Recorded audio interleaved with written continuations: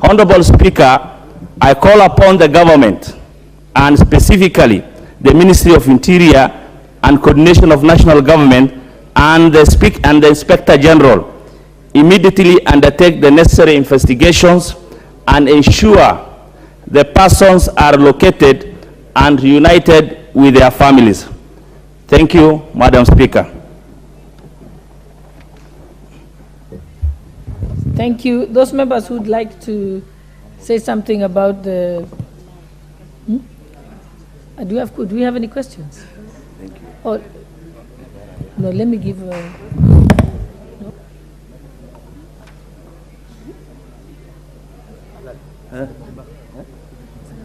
The Honorable Member, you're on your feet. I can't quite see you. Not you, Honorable Kangogo.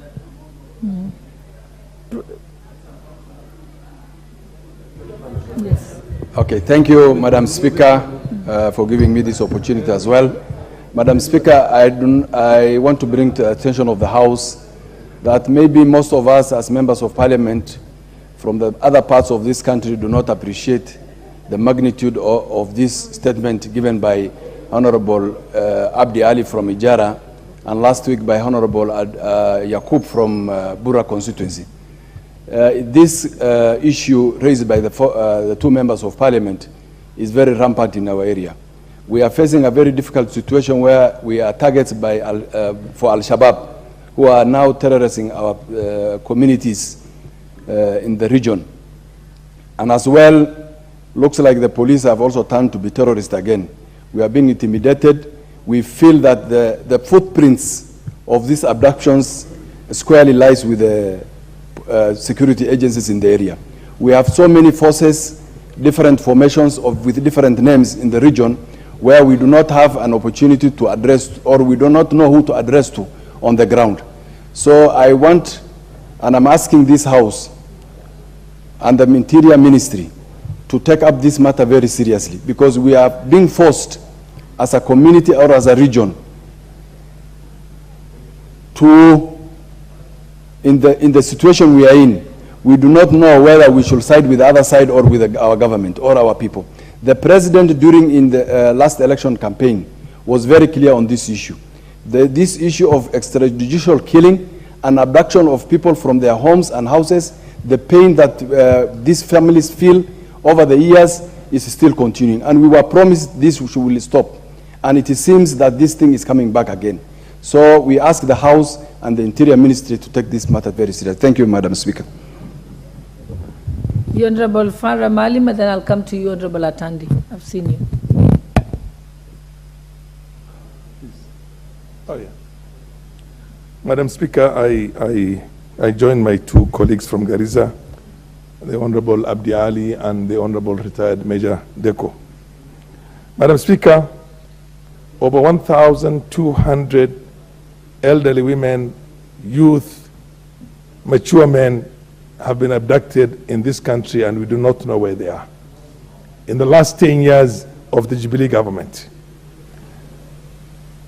the fact that one of the very first pronouncements that this president did is to say that there will never be any more abductions of Kenyans. There has to be a rule of law, and anybody who is a suspect will be taken through a process, was a very welcome and very good statement.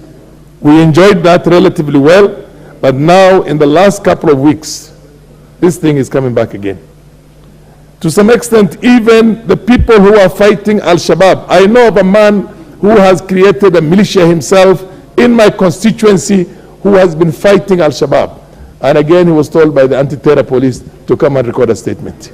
Now I'm wondering whether our security machinery is working with Al-Shabaab or they are working against Al-Shabaab. This thing, the government must take it very seriously. We cannot be pretending to be fighting the terrorists there when we are actually aiding the terrorists and fighting the ones who are fighting the terrorists. So I think the government, through none other than the minister himself for internal security and all the security machineries, need to sit down with us and make sure that they are doing the right things. We know how to deal with them. In my constituency, there's not a single Al-Shabaab because I have a militia there that takes care of them and kills them every day. I do not need the security machinery, because the security government, conventional security machinery, was never able to do that, because they cannot chase them by on foot. Now that we are doing that ourselves, we need to be given all the assistance by the government. We have accepted that we will take this ourselves and move in there and make sure that we eliminate these people. But the government has got to support us. The government does not have to support the other side. Thank you. The Honorable Atandi, then I'll come to you, Honorable Kangogo. Yes, I can see all of you. Thank you, Madam Speaker. Madam Speaker, allow me to join my colleagues from Northeastern who have raised this issue of insecurity in their areas where Kenyans are being kidnapped and they cannot be traced. Madam Speaker, recently I had the Cabinet Secretary for Defense claiming that he is going to do everything within his ability to ensure that the questions of Al-Shabaab is clearly cleared. But Madam Speaker, we are really failing as a country. And the fact is that the questions of homeland security in our country is something which we have not been able to address as a government. And even to date, Madam Speaker, these issues are everywhere. Other than the Al-Shabaab question, there's also insecurity issues across the country. In my constituency, thugs, robbers are roaming around. And Madam Speaker, I was surprised when our president said that he's willing to go to Haiti to help. So, Madam Speaker, we want to urge this government to be serious and to get focused. You cannot claim that you want to go to Haiti to address insecurity issues in Haiti, and your own country people are being kidnapped, and thugs are roaming around, you know, and you cannot even handle them. So let us be a government that is going to be very serious.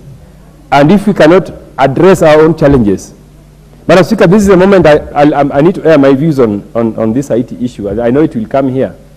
But I know that this government is fond of making mistakes, obvious mistakes. This government does not even listen. You know, they just wake up and make pronouncements that have no basis. So this issue of Haiti, in line of the challenges we are facing as a country. Honorable Atandi, yeah. You're contravening Standing Order 85. You're anticipating debate of a matter that is yet to come to the House. Just proceed along the lines. I'm just discussing something which is national, which is being discussed across the country. It is something which Kenyans are discussing, and Kenyans are wondering why you are asking. Or a statement relating to that, but you have the opportunity to follow up. Let me, Madam Speaker, let me conclude by saying that the government of the day needs to wake up and do things that will serve Kenyans, especially in the area of security.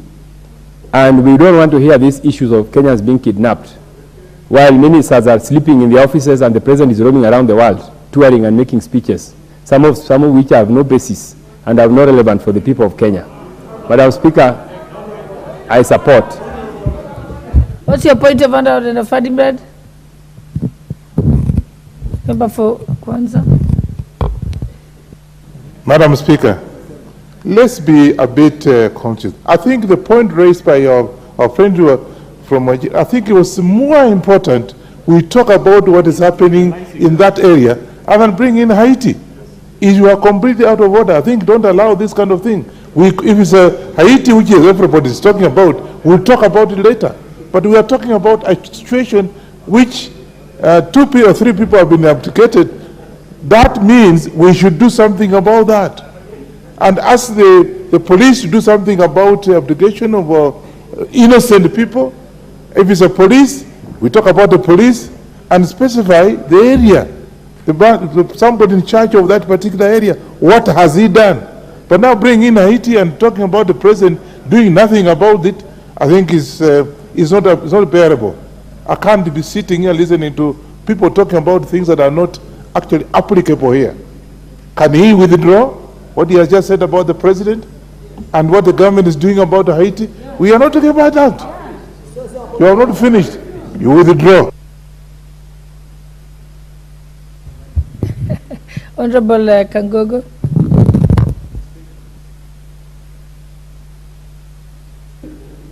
Yes, thank you, Madam Speaker, for giving me the opportunity to support my good friend from Ijara. and especially the disappearance of the 3 of his constituents.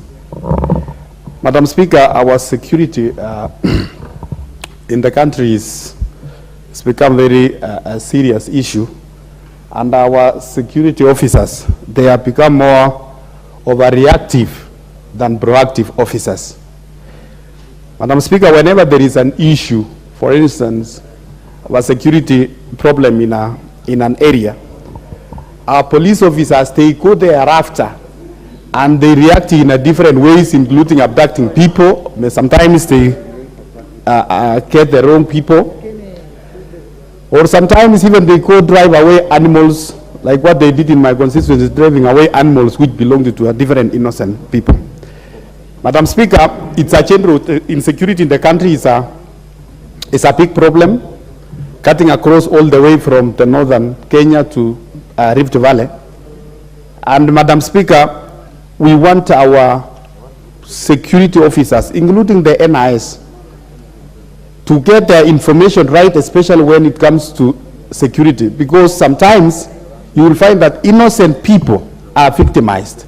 Innocent people are killed, and the criminals are left out still roaming. Madam Speaker, as we speak, there are many KDF camps which are set up in Kerio Valley, for instance, and even there are many also in Northeastern. But you will find that the impact is very little. They wait until those Al-Shabaab or those they attack, and then now they go following the footsteps of the Al-Shabaab and say, when following to a certain village, abducting just innocent people. Where were they when those criminals were planning the attacks? Where were the NIS? Where were the security officers? So, Madam Speaker, we want every Kenyan to account for their deeds and actions. If you are found to be a criminal, let someone be taken to court and be prosecuted, Madam Speaker, so that we don't just find people disappearing, and these people we cannot tell were they criminals or not. Madam Speaker, the other issue I want to speak, Madam Speaker, in this issue, even in Kerio Valley, I lost quite a number of people who were abducted, and then some of them they were found in rivers somewhere, some of them they were found in West Pokot, they were thrown in the forest in the name of they were criminals, they were bandits, and you will find that sometimes they were just innocent people. So we want to see a functioning, a working security system in Kenya. People who can follow a rule of law. We cannot just have as our security officers, or even including senior government officers, when they are going somewhere, they go with all the cameras, with all the media houses. They go issue press conferences, and in the afternoon they are back to Nairobi. The same security continues in those places. We want to see a serious, functioning national security. Madam Speaker, I want to support my colleague, the Honorable. The Honorable Member for the Honorable Mutunga, Mr. Honorable Mutunga. Thank you, Honorable Speaker, for the opportunity to also support my colleagues on this particular issue. Honorable Speaker, as he read through the statement, he mentioned how people are being picked. It is systematic, it is happening on a continuous basis. And there doesn't seem to be an end to this. Honorable Speaker, sometimes we remember with nostalgia when we used to have CIA in this, CID, a working CID in this country.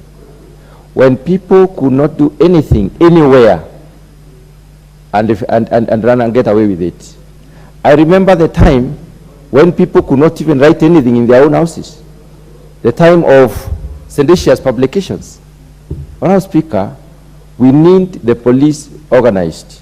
The police needs to get to their work. They need to get people everywhere. If there is a problem with the police, if the police are not enough, or if the security system is not enough, we need also to think of arming the civilians. There used to be NPR, even in town, even in this city, there used to be NPR. I remember Patrick Shaw was shooting criminals in this town. There were several others who were actually hunting criminals and killing them. These are criminals who have started in a certain corner of Kenya. Madam Speaker, there is no guarantee that they will not go everywhere in this country. There is no one who is safe if they can abduct somebody from Boni Forest. Tomorrow they will abduct somebody from Lamu itself, Lamu town. Next day they will abduct somebody from Kitui. Then they will come to Nairobi, then they will go everywhere. They must be stopped. And to stop them, we must see seriousness in the function of the police and the function of the security system. And the issue of having NPR needs to be looked into, because local communities know exactly what happens. Sometimes they have insights, but they do not have the means to contain these criminals. So there is need for us to think about having the local community engaged in having concerted efforts in containing the insecurity in some of these areas. And I want to reflect on my own constituency, Tigania West, where we border Isiolo. And there has been issues of insecurity for a very long time. And we have requested the government to add. They have given us only 10 NPR. We need about 40. If we have 40 because there are 400, each one of them can contain 10. So we are saying, Madam Speaker, we need to, if we cannot have the police, armed police taking care of this country, let us arm the civilian and we'll sort out the problem. Thank you, Madam Speaker. The Honourable Member for Mount Elgon, Honourable Kapondi. Honourable Members, let's keep it brief because I know that this concerns many constituencies. So I think let's make it brief so that many people can have a chance. Yeah, Madam Speaker, I want to thank you for this opportunity to add my voice on what my colleague from Ijara has raised. And Madam Speaker, this issue of insecurity around that area, I think it requires a relook in terms of strategy. Look at this case of Boni. It has become an endless story to an extent that whatever is happening currently there is a forgotten case. So, Madam Speaker, bearing in mind that for the first time in the history of this country, the security sector is in the hands of the local boys from Northeastern, I think it is the humble time for the leadership from that area to sit down and come up with strategies so that this situation is eradicated once and for all. Madam Speaker, there is an issue that my senior Farah has raised. Adding militia can also assist organized locals, because the area is vast and you cannot overwhelmingly depend on the security services on the ground to sort out the mess, because in majority of the cases you may be surprised that they are also contributing to the problem. Because what is happening, and I've been raising some of these issues in committee meetings, is that the security personnel that are pushed to some of these areas as a security personnel that are facing disciplinary action. So somebody who is a disciplinary case, somebody who has a problem with alcoholism is posted to these areas. What kinds of security support are they going to provide? Obviously, they will be part of the problem. So we need an urgent solution so that this problem cannot be recurring every now and then, so that we should not be sitting here lamenting instead of providing solutions. So, Madam Speaker, I would suggest, and in the affirmative, you know, when disappearances happen in rural areas, that is a signal of a failure on the part of security to sort out the mess that is there. So we need to do something urgently, and we need to do it now. Colleagues from Northeastern, you need to take advantage of the government initiative that the locals are in the forefront of leading the security sector in this country, so that we should stop lamenting, we have solution, we put this thing in the back burner of history. Thank you, Madam Speaker. proceed, allow me, honorable members, to recognize the presence of the following schools who are seated in the public gallery. Kwatitho Secondary School from Kilome constituency, Makwiny County. Little Stars Academy from Embakasi West constituency, Nairobi County. Delight Kids Center Primary School from Embakasi West constituency, Nairobi County. And lastly, I recognize the presence of Westlands Primary School from Westlands constituency, Nairobi County, seated at the Speaker's gallery.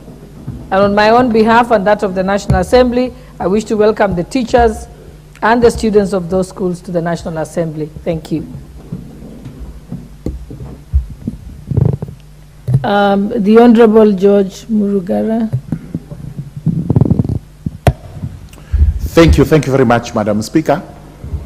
Madam Speaker, I rise to support the request made by the member for Wajir, or for Injara, as regards the disappearance of the 3 constituents due to insecurity in that area, not just in that area, but in the greater part of the northern Kenya and northeastern Kenya. It has been persistent.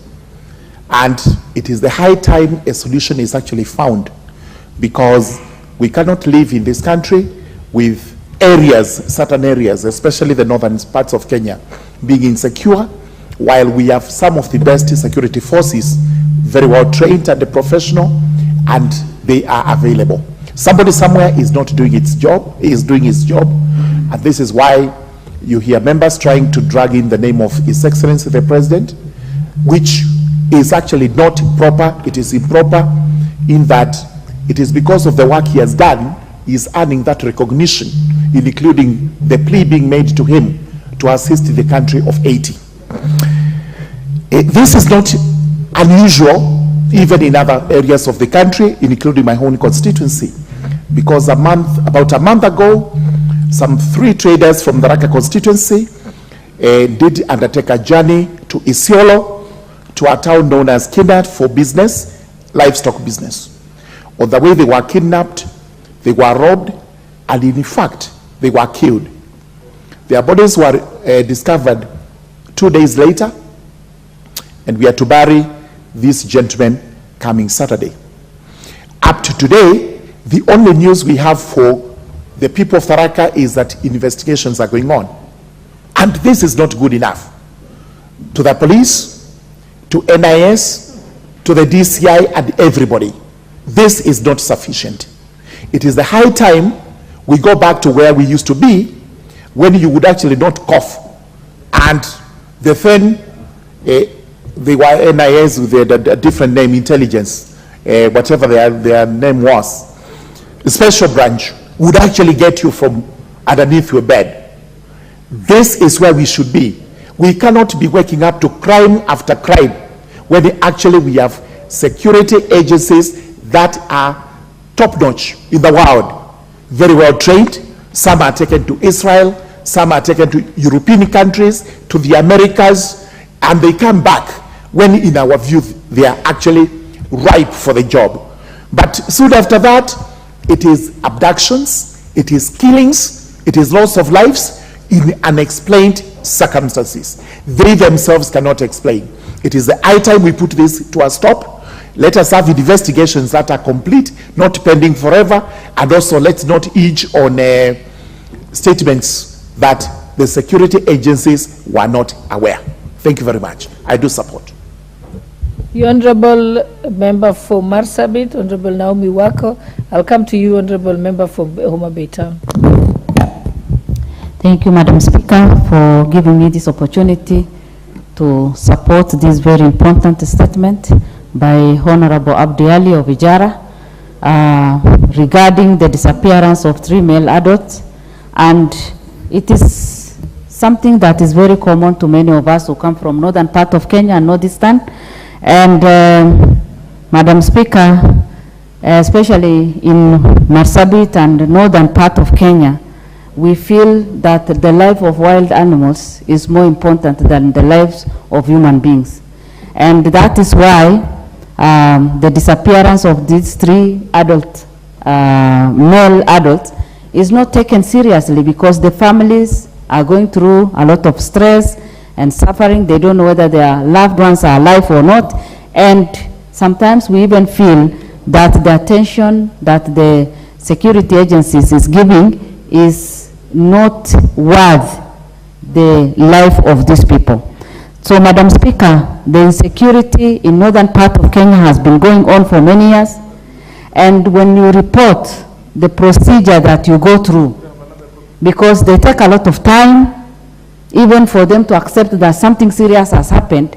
I don't know whether it is their way of responding to issues or any distress call or any report they get, but it is as if whoever is reporting is not given any attention. And that is why, Madam Speaker, I feel the police service needs to be reformed completely. And now that we are digitalizing everything, especially from those areas, can we propose that they digitalize, especially that area whereby somebody somewhere is suffering and a life is in danger, so that they can quickly act and either save a life or act quickly, so that the people who are affected can feel that at least they have gotten the attention of the government. Some 3-4 years ago, some people were abducted here in Nairobi from Marsabit. And we followed the issue until even after elections. And up to date, we don't know whether those people are alive or they are not alive. And the families, the children, the neighbors, when they remember that, and it is something that they keep remembering. You know, they call us as leaders and we have no answers. And I'm sure even Mheshimiwa and all the others who are from that area are going through the same stress at this particular time. And that is why today we need to demand protection of every life in this country. It doesn't matter where you come from, who you are, and what you are doing. To protect people's life is the priority and should be the responsibility of our government. In my own county, and especially in Saku constituency, Madam Speaker, people cannot do business in my county anymore, and especially Saku, because during the night, the town or the village is taken over by others, and they loot. They can drive away your animals while you are watching. They can, you know, get into your house and kill you. They can come to your shop and you cannot say anything. When you report, it is after 6-7 hours that they can come and do or start the investigation. And by that time, you've lost everything, you've lost a life, and even that person has already died and buried. And so that is why we feel that the losing of innocent lives through bullet or through disappearance has become the order for the day, and we need to overcome this. We used to say, especially those of us who come from northern part of Kenya, some time back we used to say, it is when you get to Nairobi, to Isiolo, that you feel that you have seen Kenya. And this happening, you know, the killing and the disappearance of our people happening, makes us feel that we are not yet fully adopted or accepted as Kenyans. So, Madam Speaker, I support this, and it is my prayer that these people will be traced and their families can be updated. Thank you. Honorable Member for Homa Bay Town, Honorable Kaluma.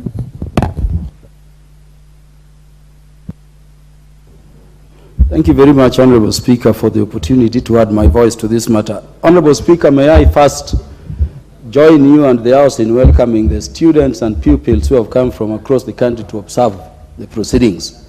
And maybe in pride, Honorable Speaker, indicate to them that the presiding speaker today was my teacher at the law school.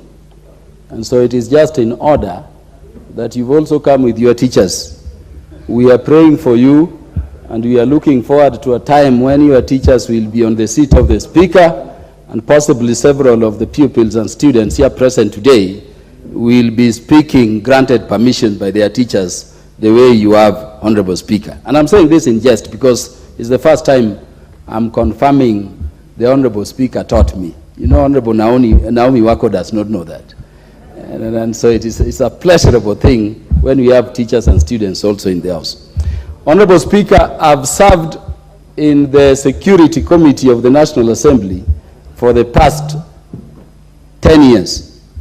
And in that period, I've toured all these disturbed parts of our country, from northeastern to Ijara to Boni Forest and all those people, all those places. I want to thank the honorable member who has brought this matter to the House by way of statement for bringing it up. Honorable Speaker, to lose a life is a very serious matter, and it's a very painful matter, because the first duty of any state is to protect the lives of its citizens. To lose 3 cannot be any less serious. And an honorable Speaker, I'm confirming it is not only the 3. In my tour of duty in the areas being spoken about, Kenyans wake up not knowing whether they'll return home alive in the evening.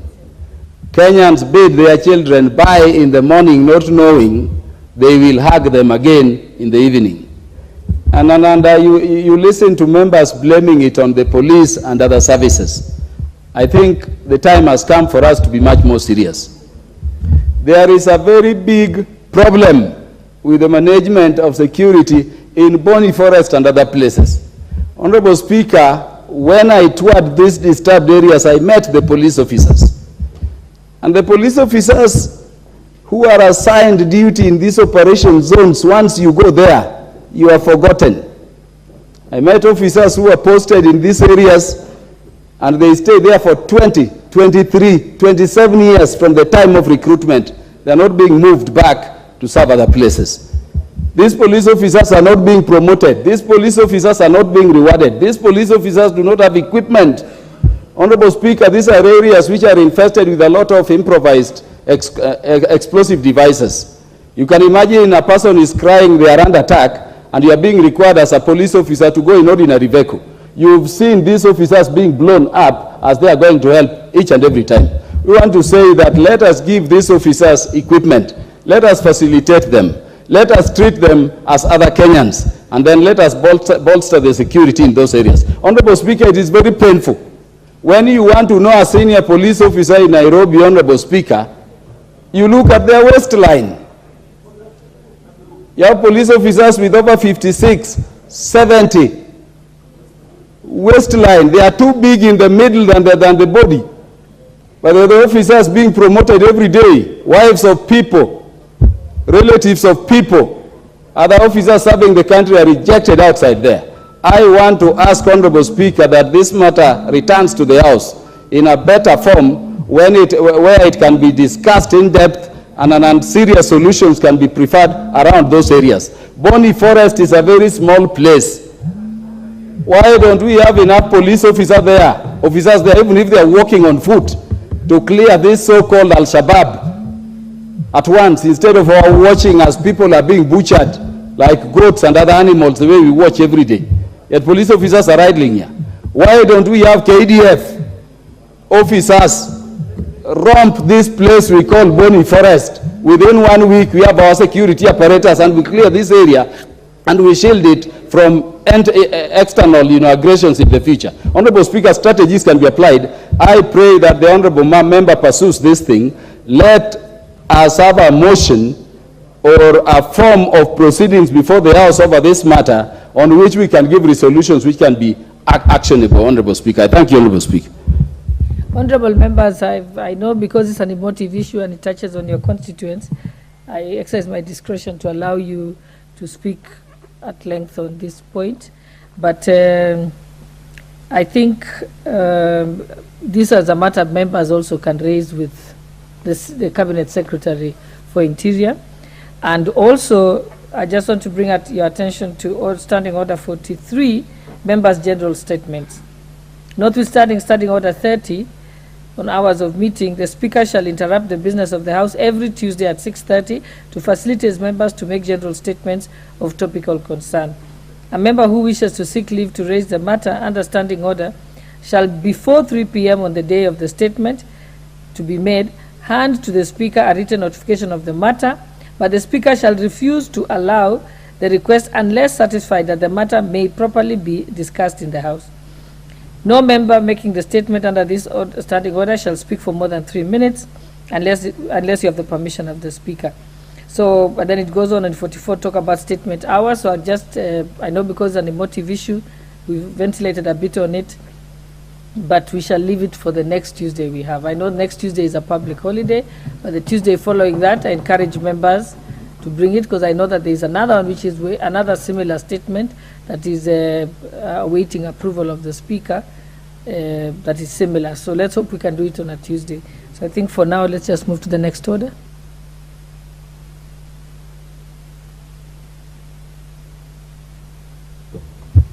Okay, next order. Questions. So I hope Honorable Yakub, you stand advised, yes? Thank you. Do we have any questions?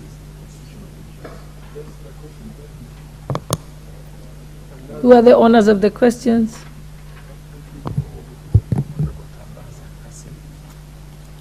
Okay, I can see on the list here, ordinary questions. The Honorable Member for Matuga, Honorable Kasim Tandaza. Is not in the house. Okay, the Honorable Member for Bahati, Honorable Irene Mrembo. Are you present? Okay, you may proceed. Thank you, Honorable Speaker. I rise on standing order number 42G.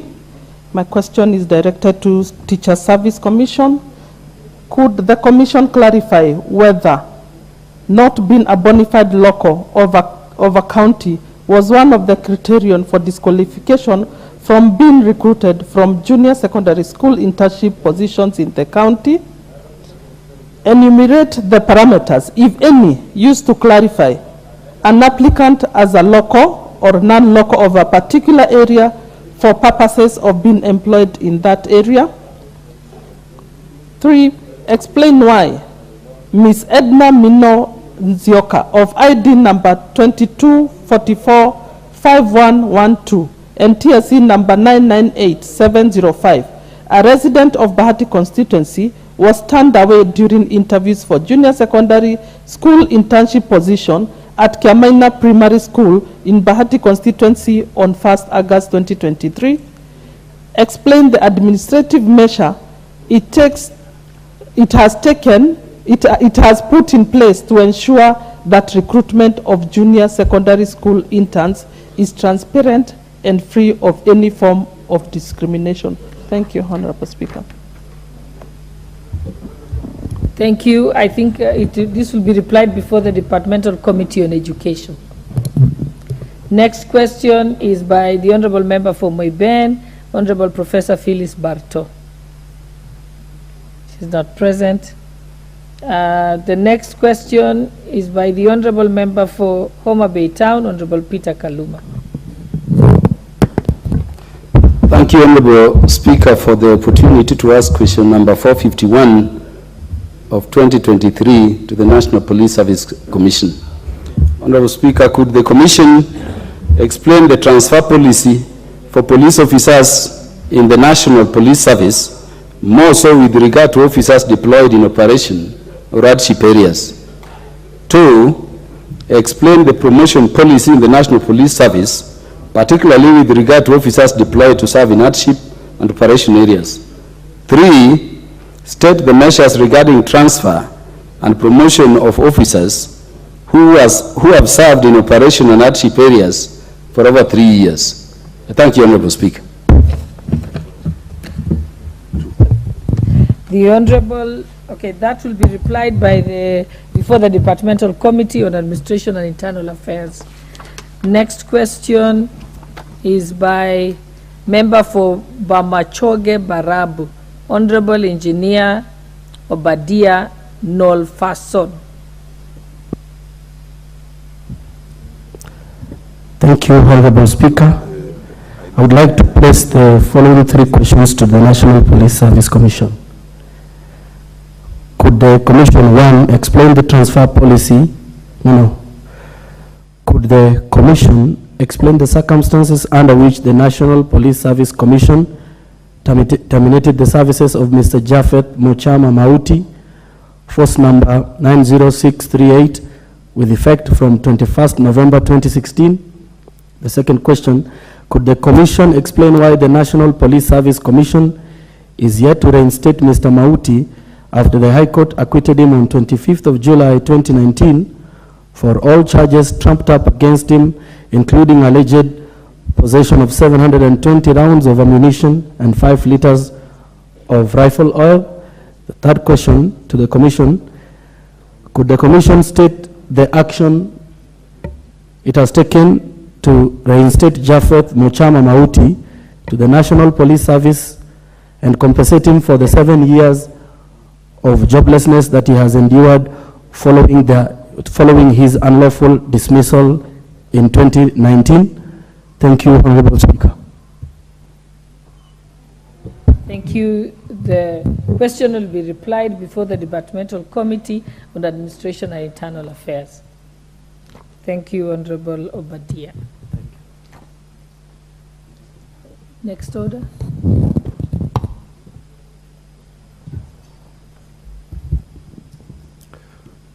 Order number 8, the National Transport and Safety Authority Amendment Bill, National Assembly Bill number 36 of 2023. First reading. A bill for an act of Parliament to amend the National Transport and Safety Authority Act. Next order. Order number 9, the Land Control Bill, National Assembly Bill number 39 of 2023. First reading. A bill for an act of Parliament to regulate certain transactions in land for connected purposes. Next order.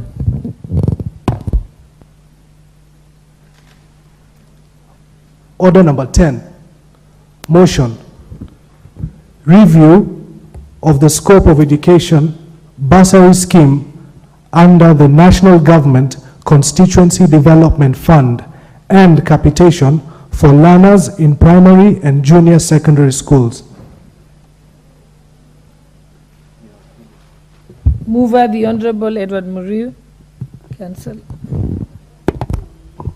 Madam Speaker, thank you for the opportunity to present this motion, to move this motion before the House. But before I move the House, allow me to correct Honorable Kaluma, who is very proud of you that you are his teacher at the University of Nairobi, and also let him know that we were schooling together at the University of Nairobi. So when he's talking about his teachers, he should not also recognize me as one of your teachers, Mr. Karuma, Honorable Karuma. Thank you, Madam Speaker. The motion on the review of the scope of education bursary scheme under National Government Constituency Development Fund and the capitation of learners in primary and junior secondary schools. Madam Speaker, that aware that Article 43(1)(f) of the Constitution, as read together with Article 53(1)(b) and (c), entitles every child to free, quality, and compulsory basic education. Cognizant of the fact that access to funding for education immensely contributes to the realization of the universal access to basic education in the country. Appreciating that Section 48 of National Government Constituency Development Fund, NGCDF Act 2015, establishes education bursary schemes for every constituency towards access of basic education. Noting that Section 48A of NGCDF Act further allows for affirmative action mechanism of allocating additional funds to cater for education bursary scheme and other teaching and related activities, including the feeding program.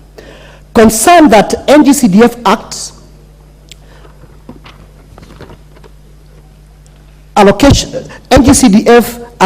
allocation of bursary schemes under the fund are not more than 5% of the total constituency allocation in a financial year, and thereby limiting the number of cases that may be supported to access the basic education. Further, concerned that the NGCA board has only been approving bursary support to secondary and tertiary education and not primary and secondary, and not primary and junior secondary schools, cognizant of the fact that the failing to extend the bursaries to the primary and junior secondary schools on assumption that the two levels of education are free is a misnomer. Since the government capitation per pupil is inadequate to cater for the mandatory material requirement for the competency-based curriculum education, that is CBC, thereby affecting the pupils whose parents are unable to meet the attendant cost, and deeply concerned that continued exclusion of allocation of the bursary to primary and junior secondary school violates Article 27 of the Constitution, which talks about discrimination and slows down the attainment of universal basic education in Kenya. And now, therefore, this House resolves that the education bursary scheme under Section 48 of the National Government Constituency Development Fund, Act 2015, be extended to support learners in primary and junior secondary schools to cater for competency-based curriculum requirements. 2, pursuant to Section 48A of National Government Constituency Development Act 2015, the NGCDF board is in each constituency approves additional allocation to education bursary schemes in order to support the teaching and learning related activities associated with CBC in education, including the school feeding programs. And 3, the government revises the capitation per student in primary and secondary school from the current 1,200 per child per year to 7,760, being the minimum optimal capitation, factoring the new CBC education system and prevailing high cost of living. Madam Speaker, this is an issue which is more of a moral and a constitutional issue. Madam Speaker, if I invite you to Article 27 of the Constitution, the article says very clearly that every person is equal before the law and has a right to equal protection and equal benefit. 2 says equality includes the full and equal enjoyment of all rights and fundamental freedoms. Article 43, Madam Speaker, if I can invite you, is about economic and social rights, and says that is Article 43, 1B. It talks about 1C talks about every person has a right to be free from hunger and to have adequate food and acceptable quality. Madam Speaker, Article 53, which does more on the children rights, it says in particular Article 53, B and C, it says every child has a right to 1, that's B, to free and compulsory basic education. C, every child has a right to basic nutrition. Madam Speaker, the motion before you addresses the issue of not only on the basic education as provided for by Article 53, but also on Section C of Article 53, which provides that every child in this country is entitled to basic nutrition. Madam Speaker, you may find that in this year's budget, we provided for 620 billion to improve the quality of education. But that budget, Madam Speaker, did not touch on the quality or provision of nutrition of our children, and that goes hand in hand. Basic education goes hand with basic nutrition. And therefore, Madam Speaker, Madam Speaker, I'm talking about, the motion here is seeking, number one, to move the Ministry of Education to provide adequate provision for capitation in primary and junior secondary school, because the current capitation only was revised in 2015, but when the new curriculum started, that capitation has not been revised. And that's why it remains per child 1,420 instead of 7,760. Number two, Madam Speaker, Section 48 and Section 48A of National Constituency Development Fund Act 2015 provides that the amount capitated for bursary is only that 5%, which, Madam Speaker, is not adequate to cater for secondary schools, to cater for TVETs, to cater for universities and colleges. Number two, under Article 27, the National NGCDF Board has only been approving bursary for secondary and tertiary education, leaving out the primary school students, the primary school pupils. Madam Speaker, under Article 27, that is discrimination. You cannot provide for one part or some of the students and fail to present the other. The second issue, Madam Speaker, is the moral issue. The bursary provided for in the secondary and universities, Madam Speaker, that amount of money goes straight to support their feeding program, because education has already been supported by the capitation.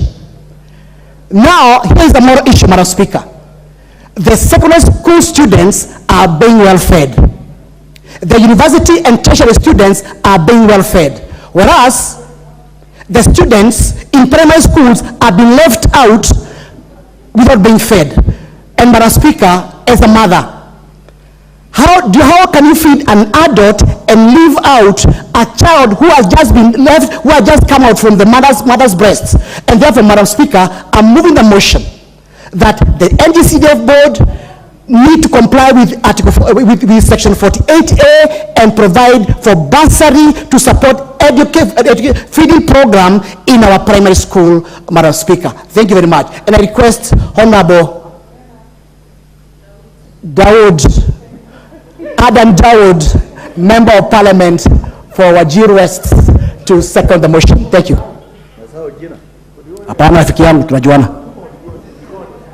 Proceed. Thank you, Madam Speaker. I am from Wajir East, Wakili, but that's okay. You got the Wajir part right. Madam Speaker, I rise to second this motion. This is a great motion coming at this time. It has two objectives, Madam Speaker, and those objectives are in line with Article 53 of our Constitution. And those objectives of this motion, one is to increase capitation for primary and junior secondary school, and second is to breathe life to Article 53.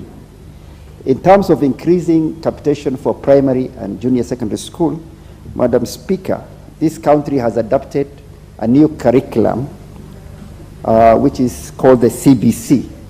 This curriculum is very intense, it is practical based, and it requires a lot of time and resources for these students to learn. This curriculum also requires very consistent and continuous assessment of the children. Madam Speaker, it has now fallen to the parents to fund this curriculum and not the national government, as envisaged under Article 53 of our Constitution. As eloquently said by the mover of this motion, Article 53 says that every child has the right to free and compulsory education. It is compulsory for our children to go to school, and that school should provide free education. But if the capitation that was approved in 2015 is not adequate to provide for the CBC curriculum, then the idea of free education will not be there. Therefore, this is a motion that has come at the right time to emphasize that compulsory and free education. The second part, objective of this motion, Madam Speaker, is to breathe life to Article 53. Article 53 talks about the compulsory free basic education, but also talk about compulsory basic nutrition. Basic nutrition, Madam Speaker, as this article says, is providing food for our children. A hungry child will not learn. A hungry child will not learn, and it is important. Food can only be given if the capitation is increased. Madam Speaker, it is unfortunate that this House passed 630 billion shillings budget for the Ministry of Education. Those 630 billion will not go, have not gone to our schools. Many schools across the country have not even received that very meager capitation that we have approved in 2015. And one wonders, then why do we give this huge budget to the Ministry of Education? Madam Speaker, every child has a right to a free and compulsory basic education. But in parts of this country, other than the lack of resources, there are lack of teachers. Not because we have not approved for hiring of teachers. Actually, in the last budget, we have approved for the hiring of 30,000 teachers. But again, because of bureaucratic snafu and because of bureaucrats who think that they are bigger than the constitution of this country, that has not happened. Madam Speaker, there is a monster called the Teacher Service Commission, a commission that we created as one of our Chapter 15 commissions. I hope and pray that this House and the people of Kenya will take TSC back to the Ministry of Education as a statutory commission and not as a constitutional commission. TSC does not even take orders from the Ministry of Education. It is the minister who comes to Parliament to request for budget. When we give that budget to the ministry, the minister cannot even order for transfer of a teacher who has done something wrong. Madam Speaker, this motion has come at the right time. It is a motion that will give right to our children and will give basic education to our children and will take care of the nutritional needs of our children when they're in school. And for that reason, Madam Speaker, I support this motion, and I hope other members of this body will also support this motion. Thank you, Madam Speaker. I second and support. Thank you. Honorable members, before I propose the question, I wish to recognize the presence of St. Teresa's Secondary School from Gatanga constituency, Murang'a County, who are seated in the public gallery. And on my own behalf and that of the National Assembly, I wish to welcome all the teachers and students of St. Teresa's to the National Assembly. Thank you. Honorable members, I now propose the question that aware that Article 43(1)(f) of the Constitution as read together with Article 53(1)(b) entitles every child to free, quality, and compulsory basic education, cognizant of the fact that access to the funding for education immensely contributes to the realization of the universal access to basic education in the country. Appreciating that, Section 48 of the National Government Constituency Development Fund, NGCDF Act of 2015, establishes education bursary schemes for every constituency towards access to basic education noting that Section 48A of the National Government Constituency Development Fund Act further allows for affirmative action mechanisms of allocating additional funds to cater for education bursary schemes and other teaching and learning related activities, concerned that the NGCDF Act caps the allocation to bursary schemes under the fund and at no more than 35% of the total constituency allocation in a financial year, thereby limiting the number of cases that may be supported to access basic education.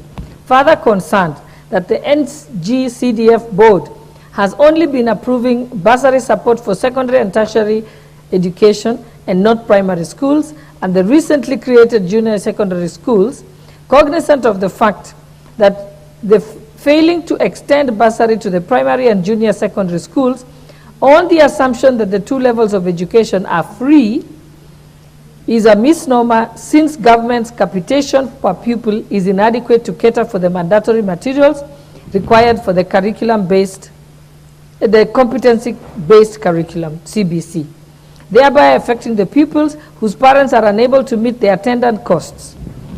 Deeply concerned that continued exclusion of allocation of bursary to primary and junior secondary schools violates the provisions of Article 27 of the Constitution and slows down the attainment of the universal basic education in Kenya.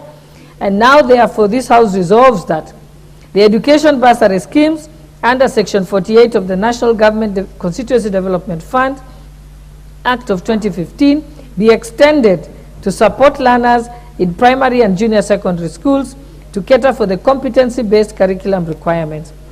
2, pursuant to Section 48 of the National Government Constituency Development Fund Act of 2015, the NGCDF board in each constituency approves additional allocation to the education bursary scheme in order to support for the teaching and learning related activities associated to the competency-based curriculum education, including school feeding programs. And last 3, the government revises the capitation per student in the primary schools from the current 1,420 per year to at least Kenya shillings 7,760, being the minimum optimal capitation, factoring the new competency-based curriculum education system and the prevailing high cost of living.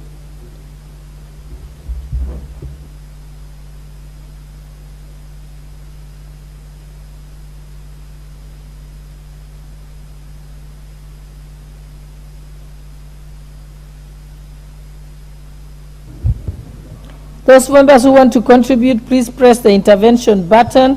I can see the Honorable Member for Gilgil, Honorable Martha Wangari. I can see the Honorable Ferdinand Wanyonyi. I can see the Honorable Dorothy Kiara. So after Honorable Wangari, we can go to Honorable Dorothy Kiara and then move on like that. Thank you.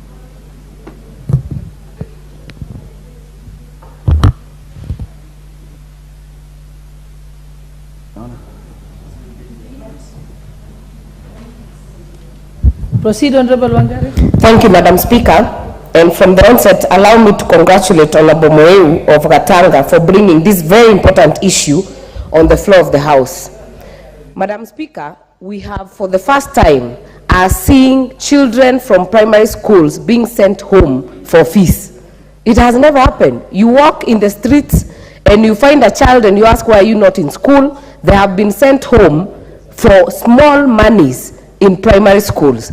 And this, Madam Speaker, you can actually be able to see we have a big problem. And you know the way JSS was structured, it was initially meant to go to secondary schools. And if it went to secondary schools, then they would have gotten proper capitation as it is in the normal secondary school, Madam Speaker. But today, these children are 11-year-olds on the streets, not going to school, and they cannot raise that 3,000, they cannot raise that 4,000 that is being asked to be able to provide food and other necessities in the school. Madam Speaker, what this means, we are joking with a very serious issue, and actually precipitating a crisis in our country, because we are talking of an 11-year-old or 12-year-old who is not able to access education. And Madam Speaker, what that is doing, as I said yesterday, you have children, especially girls, being lured to early marriages, to early pregnancies, to defilement cases, because they do not have the food and they don't even have sanitary towels. Madam Speaker, if we cannot provide food and sanitary towels for our kids, then we are failing as a nation. Madam Speaker, this issue of capitation, even the small capitation of over 1,400 that has been put in this motion, even that one is not forthcoming, is not on time, and we have allocated the money in the budget for JSS. I have some schools in my constituency, and I can actually sample a few, Madam Speaker. I have Kigogo Primary, I have Mbegi Primary, I have Olesirwa Primary, I have Dhome. I even have a special school called Gilgil Special School that has not so far received the small capitation from the Ministry of Education. Madam Speaker, we not only need to relook the way the NGCDF is wired, but more importantly, actually, the money that should go to JSS should come from the Ministry of Education. The money we are doing and giving as bursaries, Madam Speaker, is never enough, especially for the ones that are big constituencies, Madam Speaker, like mine. You get 11,000 or more applications, and the money you give is to maybe 3,000, 5,000, all the way maybe to 7,000, and you're giving a maximum of 3,000 shillings for day secondary schools, Madam Speaker. If we add another burden, then we will need to open up the brackets. The maximum that has been set as 35% is not sufficient to cover our day schools, to cover our secondary schools, and also cover JSS, Madam Speaker. That means we are struggling with a generation. And Madam Speaker, this problem also between the TSC and the Ministry of Education must actually be addressed. And I had the seconder talk about it, because at the constituency level, you are having a problem of who is issuing orders or directives in the schools. Is it the Ministry of Education official or chair or constituency rep, or is it the TSC, especially on the running of schools and the teachers, Madam Speaker? This confusion is not helping the already bad situation and must be addressed from the cabinet level. Madam Speaker, I want to support this motion and actually hope that we can be able to actually look at JSS the way it should be, because we have now gotten teachers in some schools, not all of them, but the capitation issue must be looked at per child, so that we are able to ensure that every child is not sent home. Parents already struggled to get their kids to JSS. And you remember the issues we had that time. They needed new uniform, they needed desks, they needed all manner of things when reporting. And Madam Speaker, I've seen parents struggle to buy these things. And then they are told they need to pay fees. They come to CDF, we tell them we do not fund primary schools.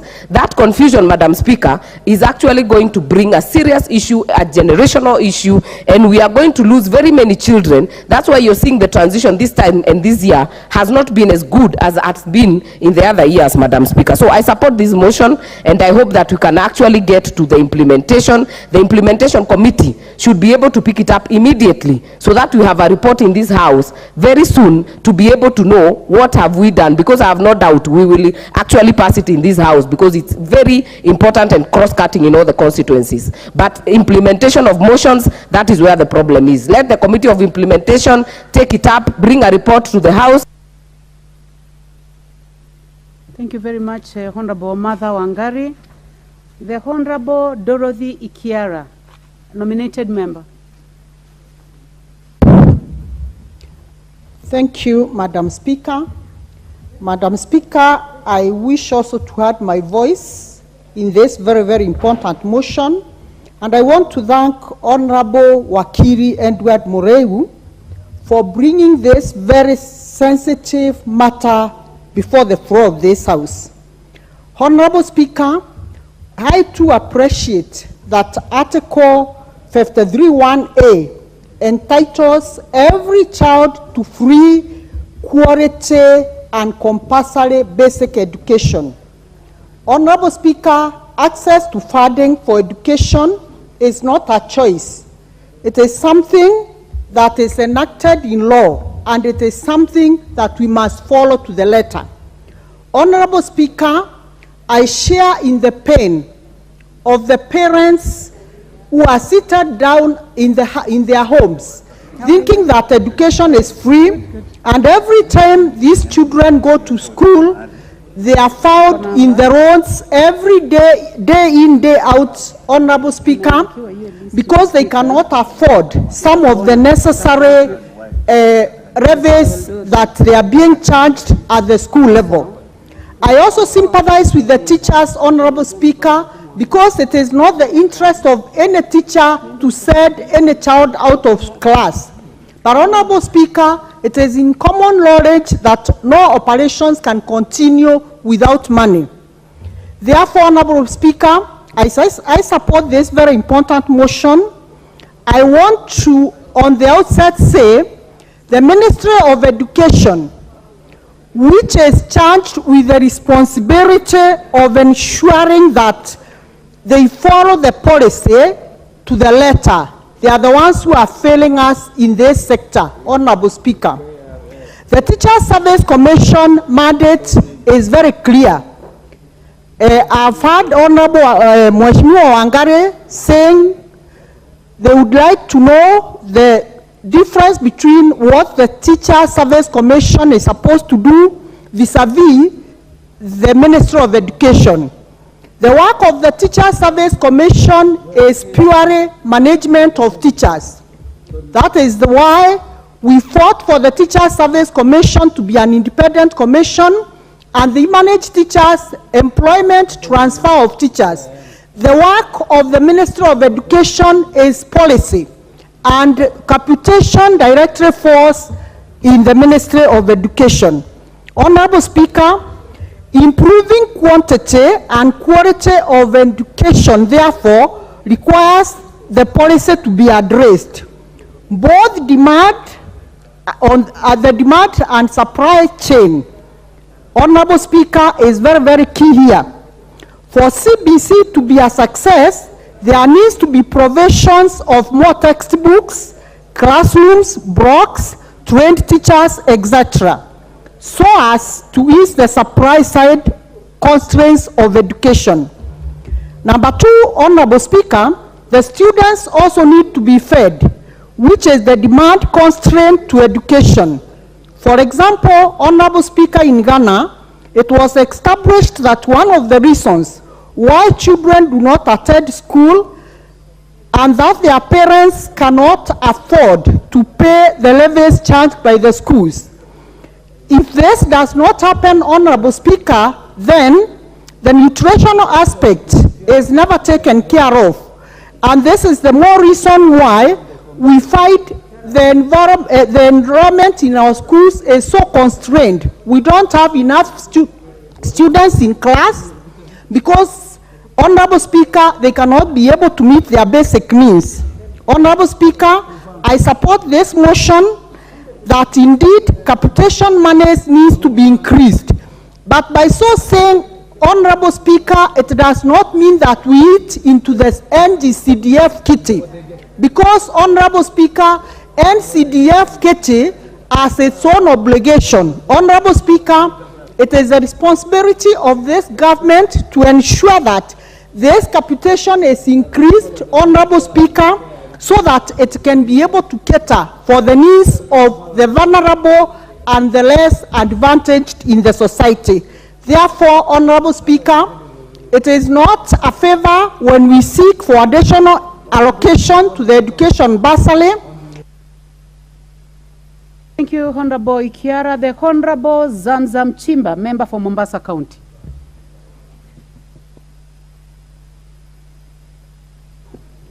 Asante sana Mheshimiwa Spika, na mimi nichukue nafasi hii kuweza kuzungumzia mjadala wa leo, na ni dhahiri shairi kuwa watoto wengi Mheshimiwa Spika wako nyumbani kwa sababu especially wale ambao wako katika elimu ya chekechea, elimu ya msingi, wazazi wamekuwa na mtihani katika kuwalipia ile matakwa yao katika shule, na ndio maana leo mimi nasema katika sheria ya Kenya elimu ni bure katika shule za chekechea, katika shule za msingi, kwenda mbele. Elimu ni bure.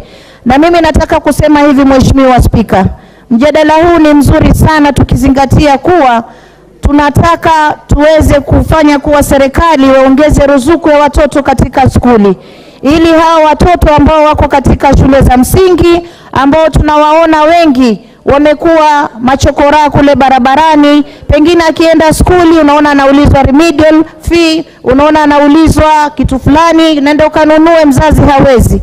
Lakini ikiwa tunaweza kuongeza ruzuku ama capitation katika haya maskuli, itakuwa wazazi wana wepesi wa kupeleka watoto shule, na tunaweza kupigana na ndoa za mapema. Manake kusema kweli, katika CDF na hata NGAF, NGCDF na NGAF, sisi tunashughulika kulipia masomo ya sekondari na masomo ya katika shule skuli za college.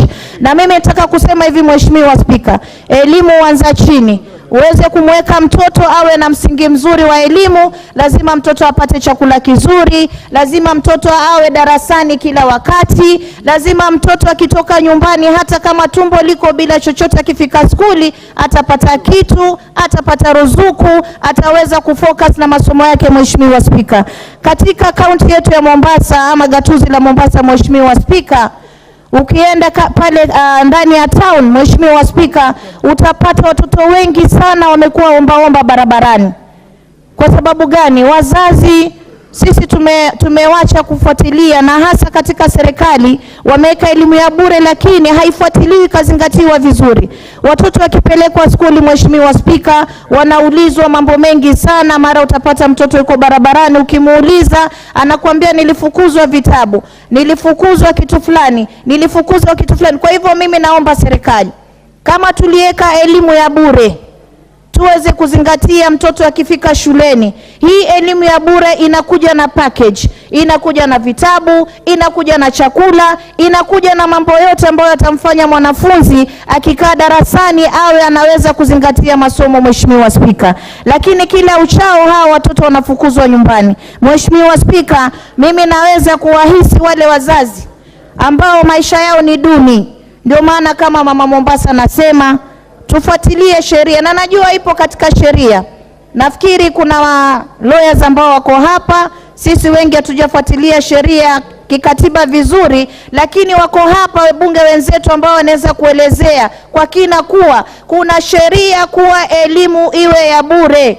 Lakini watoto wakifika skuli, Mheshimiwa Spika, wanaulizwa mambo mengi sana. Na ndio mimi naomba kama Mama Mombasa County, capitation ama kuzidisha ama zile grants ziweze kwenda pale shuleni, hawa watoto wapate kusoma bila kufukuzwa, bila kuulizwa mambo mengi. Mheshimiwa Spika, katika kaunti yangu, Mheshimiwa Spika, watoto wamepata mimba za mapema. Watoto pia katika shule ya msingi wanahitaji sodo, wanahitaji kuangaliwa vizuri, Mheshimiwa Spika. Na bila sodo mtoto utapata amerudi nyumbani, Mheshimiwa Spika, anakutana na mtu njiani, anamwambia mimi nitakupa 100, nitakupa 200, njoo tupite kwa kando nikufanya hivi na vile. Mwisho wa kuisha, Mheshimiwa Spika, mtoto anapata ujauzito, hawezi kuendelea tena na masomo. Ndio tunaona mimba za mapema zinaendelea kukithiri katika kaunti zetu ama katika taifa letu. Kwa hiyo Mheshimiwa Spika, na mimi naomba waziri wa education, waziri wa elimu, sisi tunauliza sodo ziko wapi?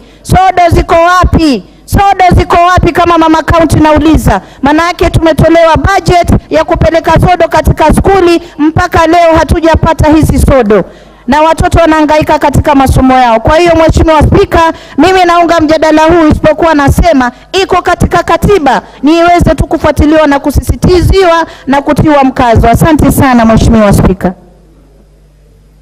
Asante sana Mheshimiwa wa Mombasa. Kwa wale ambao hawaelewi sodo ni kitu gani, ni sanitary pads. Ndio sababu Mheshimiwa anasema tunataka sodo. The Honorable Pauline Lenguris, member for Samburu County. But members, please bear with me. I know a few of you have walked to the table, but I'll do my best to balance. We can see the screen. The screen is good.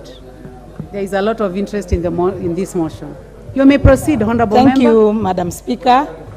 And I stand here to support the motion We know that education is key in our country, and we have a lot of challenges. Sorry, member for Samburu. What is out of order, Honorable Kaluma? Yeah, I thank you, Honorable Speaker. Honorable Speaker, I'm standing pursuant to Article 53, Subarticle 1B of the Constitution, to ask Honorable Speaker whether the proposed resolutions number 1 and 2 of this motion, which I agree to be very important, are constitutional. And Honorable Speaker, I'm seeking your ruling before we debate the matter further. Honorable Speaker, I may not have a problem with the proposed resolution number 3, but the resolution number 1 and 2 propose the application of the national government constituency development funding to cater for matters of basic education. And Honorable Speaker, to be clear, the provisions of Article 53 Subarticle 1B, to which I've adverted, reads, if I may, that children, every child has the right to free and compulsory basic education. So should we be asking how we ensure that education is free and compulsory, or be thinking of how we can resolve to apply monies of CDF to sustain it? And Honorable Speaker, I'm saying this while aware that even as we speak, particularly for secondary school, so many students are currently at home, because the capitation which should be going to each and every student is about 22,000. Only half the money has gone. We are in a state where even the very basic capitation provisions cannot be catered for. But that is not the issue for now, Honorable Speaker. The issue is, could the chair rule on the constitutionality of resolution number 1 and 2, it being the case that under those provisions of the constitutions I've cited, education at this level and everything relating to education in terms of their resourcing should be free and compulsory. I thank you, Honorable Speaker. Obviously, I'll give the first opportunity to the mover of the motion, the Honorable Wakili Mureu. Thank you, Madam Speaker, for giving this opportunity to respond to Honorable Kaluma's concerns. But before I come to the point, allow me to recognize again the presence of St. Teresa Secondary School, which hails from Gatanga constituency. Madam Speaker, this is one of the best performing schools in my constituency. And I want to assure you that this is a great learning opportunity. They can see their member of parliament in action, whereby I'm trying to make sure that they're not only well-fed, but make sure that as they learn, they are not only get the books and the good classes, but they also are well-fed. I promise them, Madam Speaker, that they'll be getting a cup of tea at 10 o'clock, a good lunch, and 4 o'clock tea. So at least, again, because I know basic quality education starts with the stomach. Thank you, Madam Speaker. On the issue about the concerns of my learned friend, Honorable Karuma, I want to say this. Number one, there is nothing unconstitutional. And I think Honorable Member Kaluma, he should have confined his argument either opposing or supporting the motion. Why am I saying that, Madam Speaker? The first resolution seeks to breathe life to section 48 and section 48A of NGCDF. And section 48A states clearly that the national government Constituency Development Fund can extend the 35% which it allocates, can be able to give much more to bursary beyond 35% for purposes of what you call affirmative action, and address the socio-economic issues, one of them being the school feeding program. Secondly, Madam Speaker, if you read carefully, and I think that's why my Honorable Karuma did not invite you to this, If you read Article 53, Article 53 is clear, especially Article 53, B and C. And B says, every child has a right to free and compulsory education. That is B. C, Article 53, B says, C says, every child has a right to basic nutrition. But Speaker, the point here is very simple. We are trying, this motion is trying to breathe life into Article 53. Because you find, as I said earlier, Madam Speaker, we are provided a huge budget on education, 630 billion in this financial year. How much money of that which is going to cater for nutrition for our children? How do you expect a child to learn when he is hungry? Finally, Madam Speaker, I invite you to Article 27. Article 27 is about discrimination. And Article 27 says clearly that every person is equal before the law and has a right to equal protection and equal benefit of the law. Section 2 says, equality includes the full equal enjoyment of all fundamental rights. Madam Speaker, the point here is very simple. When it comes to allocation of school feeding program, and our budget, we only allocate to what we call arid and semi-arid areas. And we leave out. That is in breach of Article 27.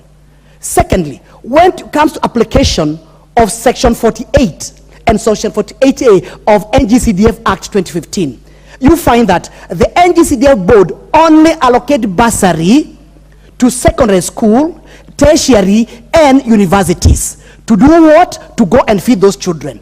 Madam Speaker, the point here is very simple. Everybody has a right to be protected. The NGCDF bursary is supposed to be catering from the primary all the way to university. So at least we do not violate Article 27. Number 2 is a moral issue. How do you feed adults and leave out the children? Remember, Madam Speaker, that even the medical experts have said a child requires food at the age of 10. If you give the child food above the age of 10, the brain is already stunted. And if you're talking about quality education, Madam Speaker, how can we be able to achieve quality if we don't achieve quality at the basic level? And there, Madam Speaker, that's why I'm saying Honorable Karuma's intervention need to come in as his contribution to this motion. Thank you, Madam Speaker. Thank you very much, Honorable Wakili Moreu. I would like to give an opportunity to the Honorable Getonga Morogara, member for Tharaka. Just focus on the matter of constitutionality. Yes, constitutionality. Which has been raised by the Thank you very much, Madam Speaker. Madam Speaker, I don't agree with Honorable Kaluma that this motion has any element whatsoever of unconstitutionality.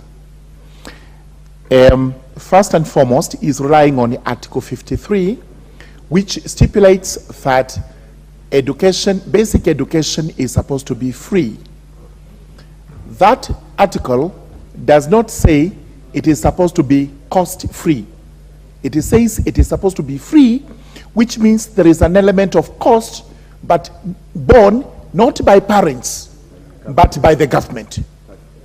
Therefore, we must have at the back of our minds that taxpayers' money will be used to fund the basic education of our children.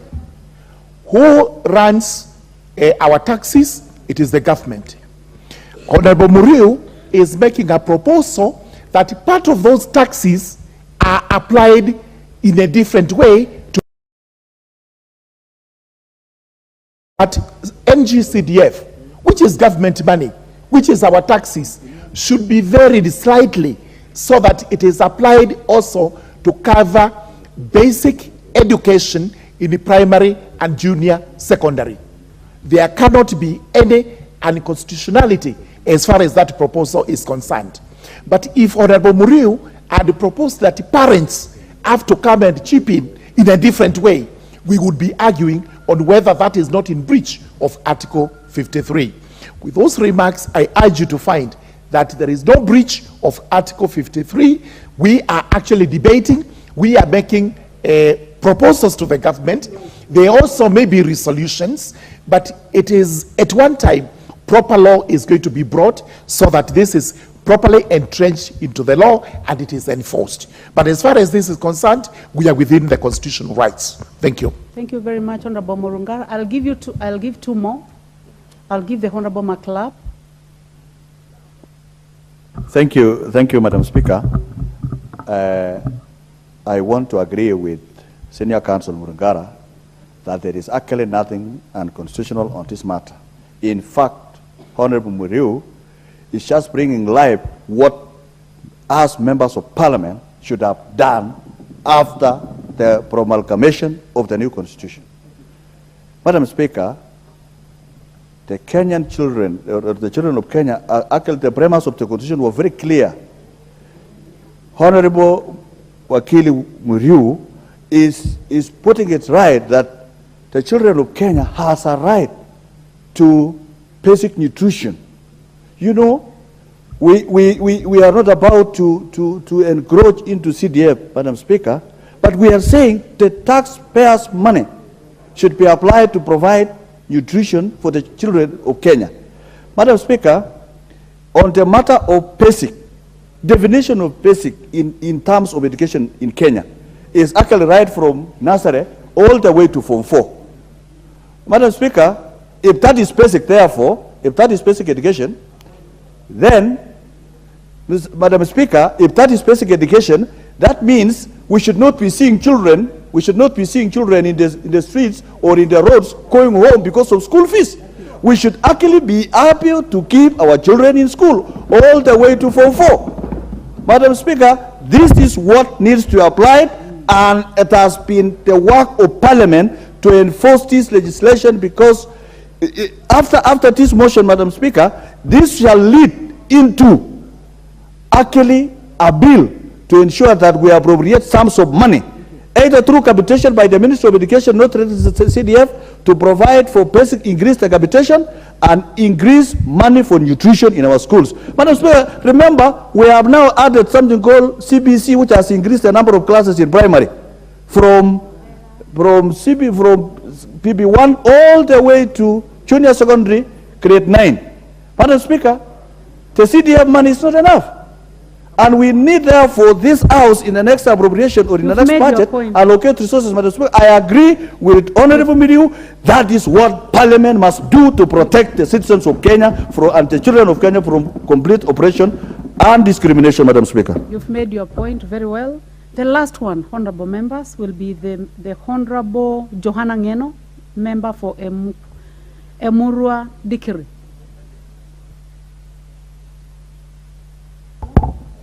Thank you, Madam Speaker. Madam Speaker, I would just want to, like what Mheshimiwa Kaluma wanted to seek your guidance. So in your ruling, Madam Speaker, I want you to consider the fact that Article 53, though it is talking about free access to free primary or basic education, it doesn't mean that the children or the learners who are in those schools are not taught by paid teachers, because the teachers who are teaching these particular pupils are paid by the government, not by the parents. The schools where these learners are studying in are built by the government, which of course doesn't mean the education is free. It means the parent will not incur any cost in terms of infrastructure, in terms of teaching, in terms of any other program that could be introduced by the government, which one of those programs is the school feeding program, which Mheshimiwa Muriu is trying to introduce.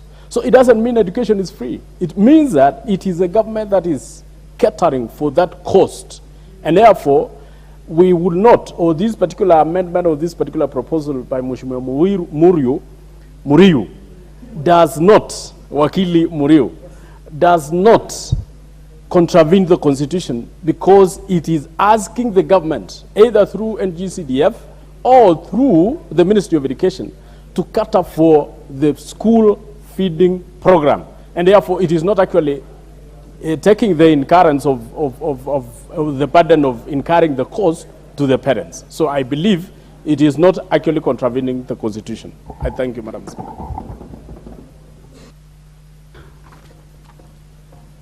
Honorable members, though I'd said that is the last one, I'll give an opportunity to the Honorable Kombe.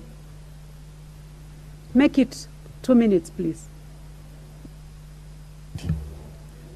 Asante Mheshimiwa Spika. Ama kwa hakika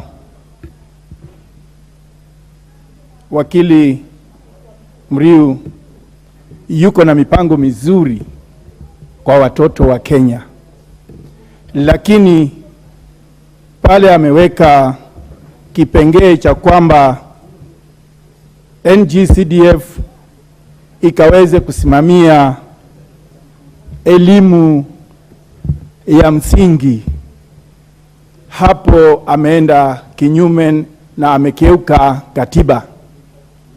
Maana elimu ya msingi ni bure na ni ya lazima, na kwamba ni bure na ni ya lazima haijamaanisha kwamba haigharimiwi.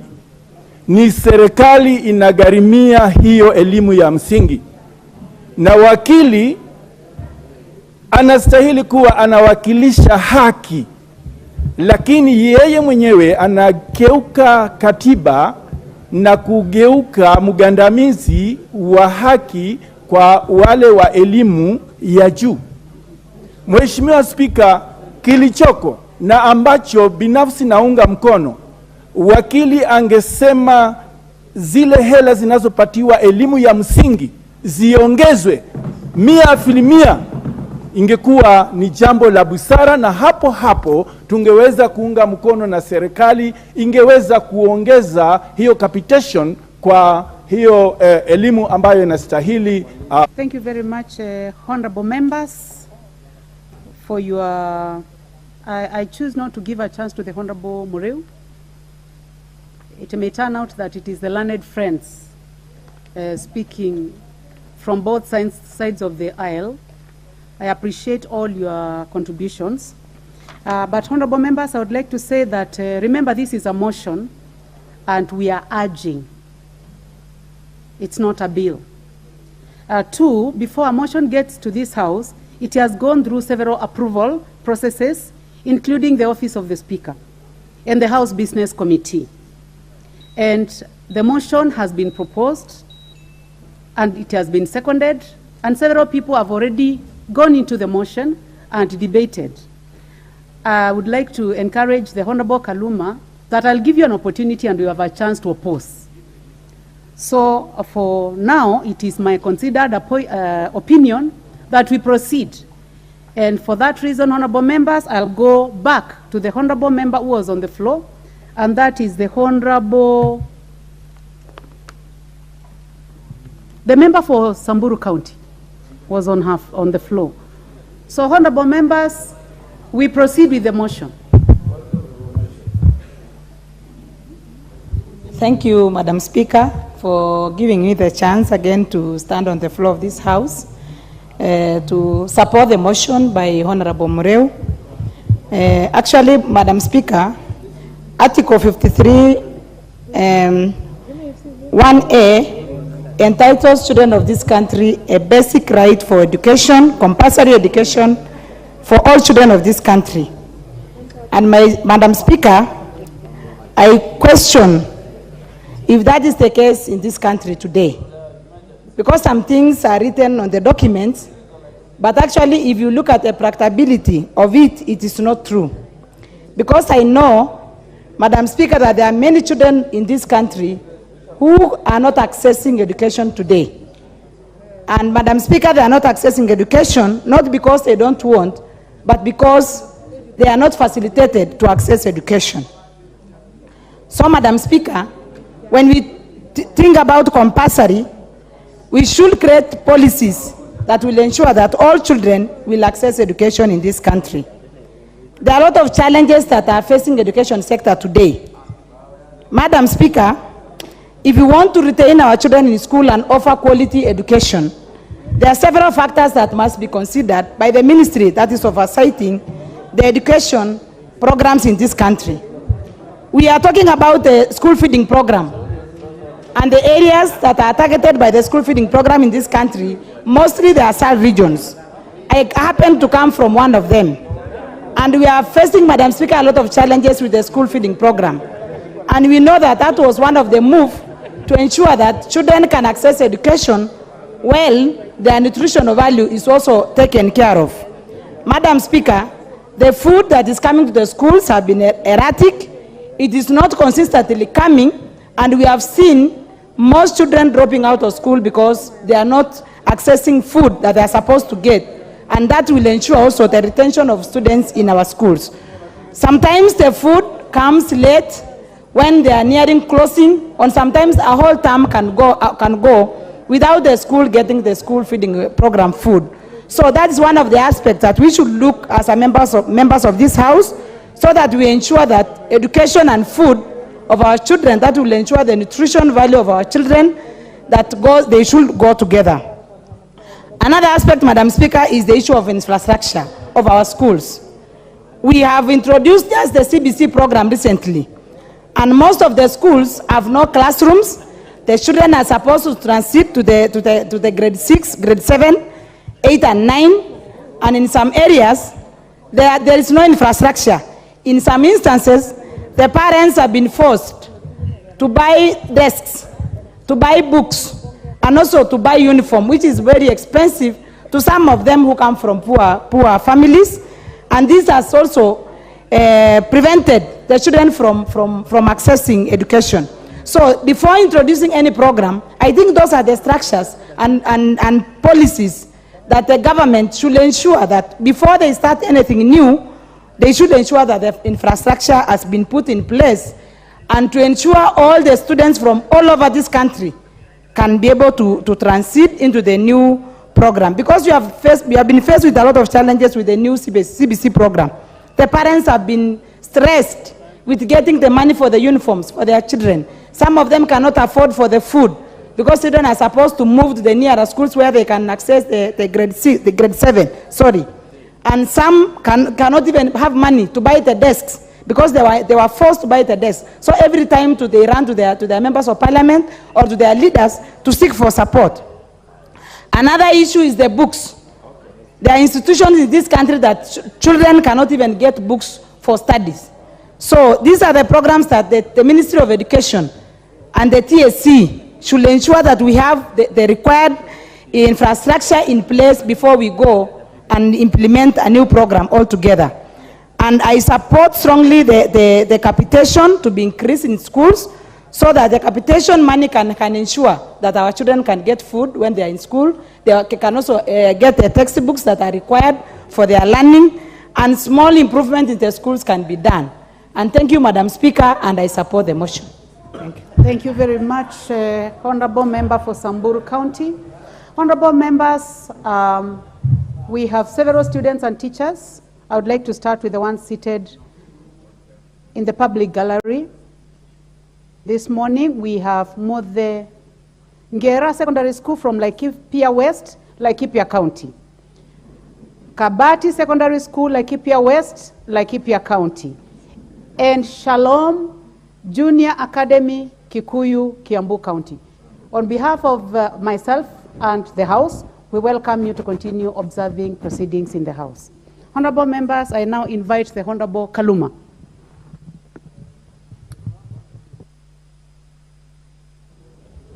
I thank you, Honorable Speaker. Honorable Speaker, I stand to support this motion in parts and oppose the motion in several parts.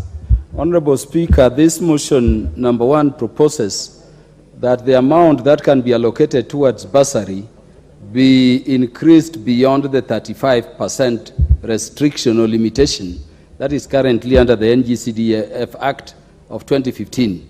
Honorable Speaker, I agree and support that part.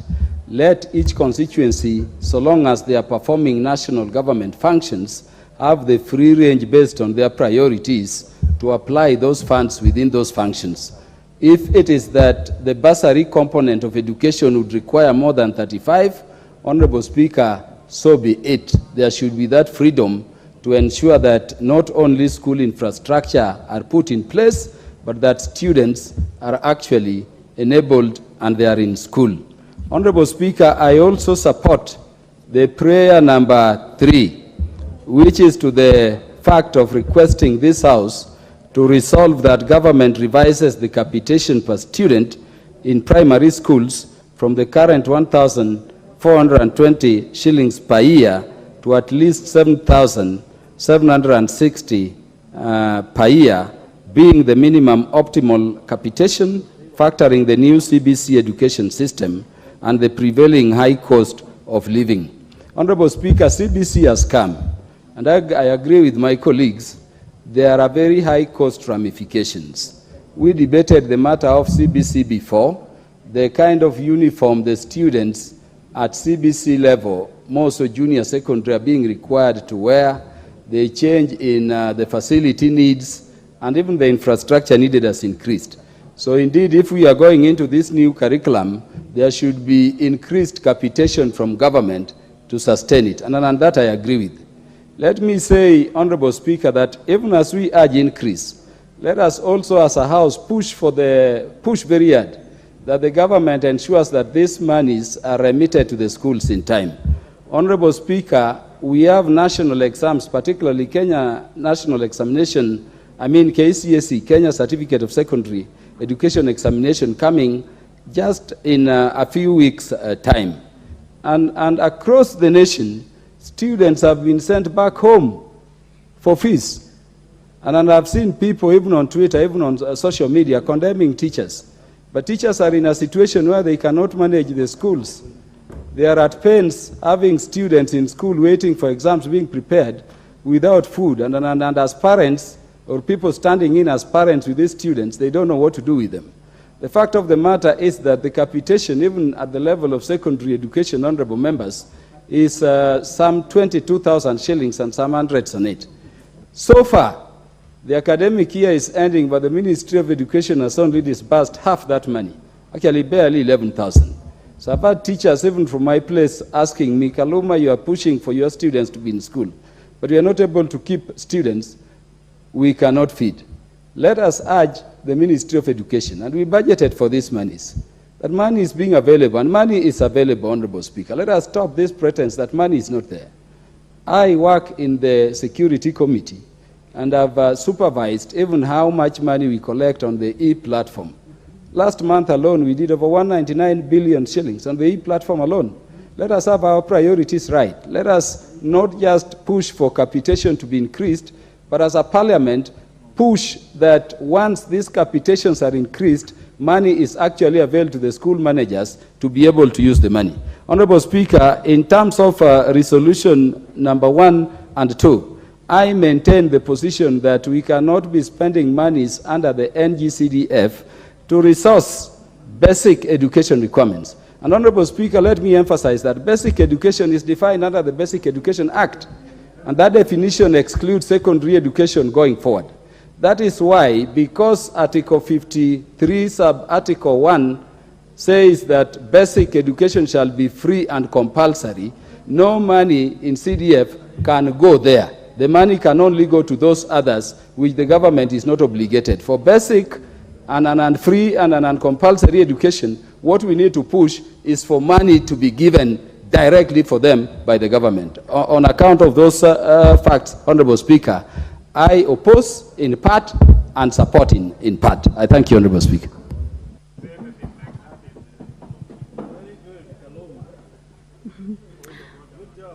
What is out of order, Honorable Dr. Pukose? And please bear in mind that the Honorable Kaluma has already concluded. I know, Honorable Speaker. I know, Honorable Speaker, and Honorable Kaluma is a seasoned lawmaker in this House.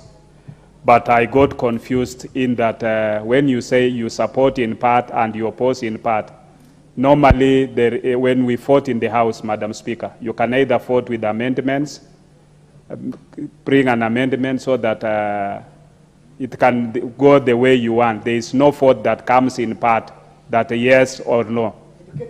Yeah. So you can only make an amendment to it. And being also one of the speakers panel, I think he needs to guide the House properly. Thank you, Madam Speaker. I am inclined to go back to the Honorable Kaluma. Would you like to comment on the serious matter raised by the Honorable Dr. Pukose? Yes, Honorable Speaker, we are of course not dealing with a bill or voting. We are contributing to a motion. We'll be voting on it later. But for clarity, Honorable Speaker, and for good order in the House, let me say I support with those reservations. Thank you very much, Honorable Kaluma, and thank you very much, Honorable Dr. Pukose, also for raising that. Honorable members, I do not see the Honorable Indikiri Mugambi in the House. Is next on this. The next one will be the Honorable Johanna Ngeno, Emukuru Dikri. Honorable members, I'm very keen. He made contribution on the constitutional matter that had been raised by the Honorable Kaluma, so he did not really debate. So it is your chance, Honorable Member for Emukuru Dikri. Madam Speaker, my constituency is called Emurua Dikir. I know it's a very hard name to pronounce, but Madam Speaker, thank you for also giving me this opportunity to contribute to this motion by Mheshimiwa Wakili Edward. Madam Speaker, before I even begin my contribution, I would just want to urge the member to look into making it as a bill or as an amendment, so that when we vote in this House, it becomes a law. It goes into the annals of history in this country that we have done a law that goes towards helping our kids in primary and secondary schools access education in a free and fair manner. But, Madam Speaker, I really want to support it.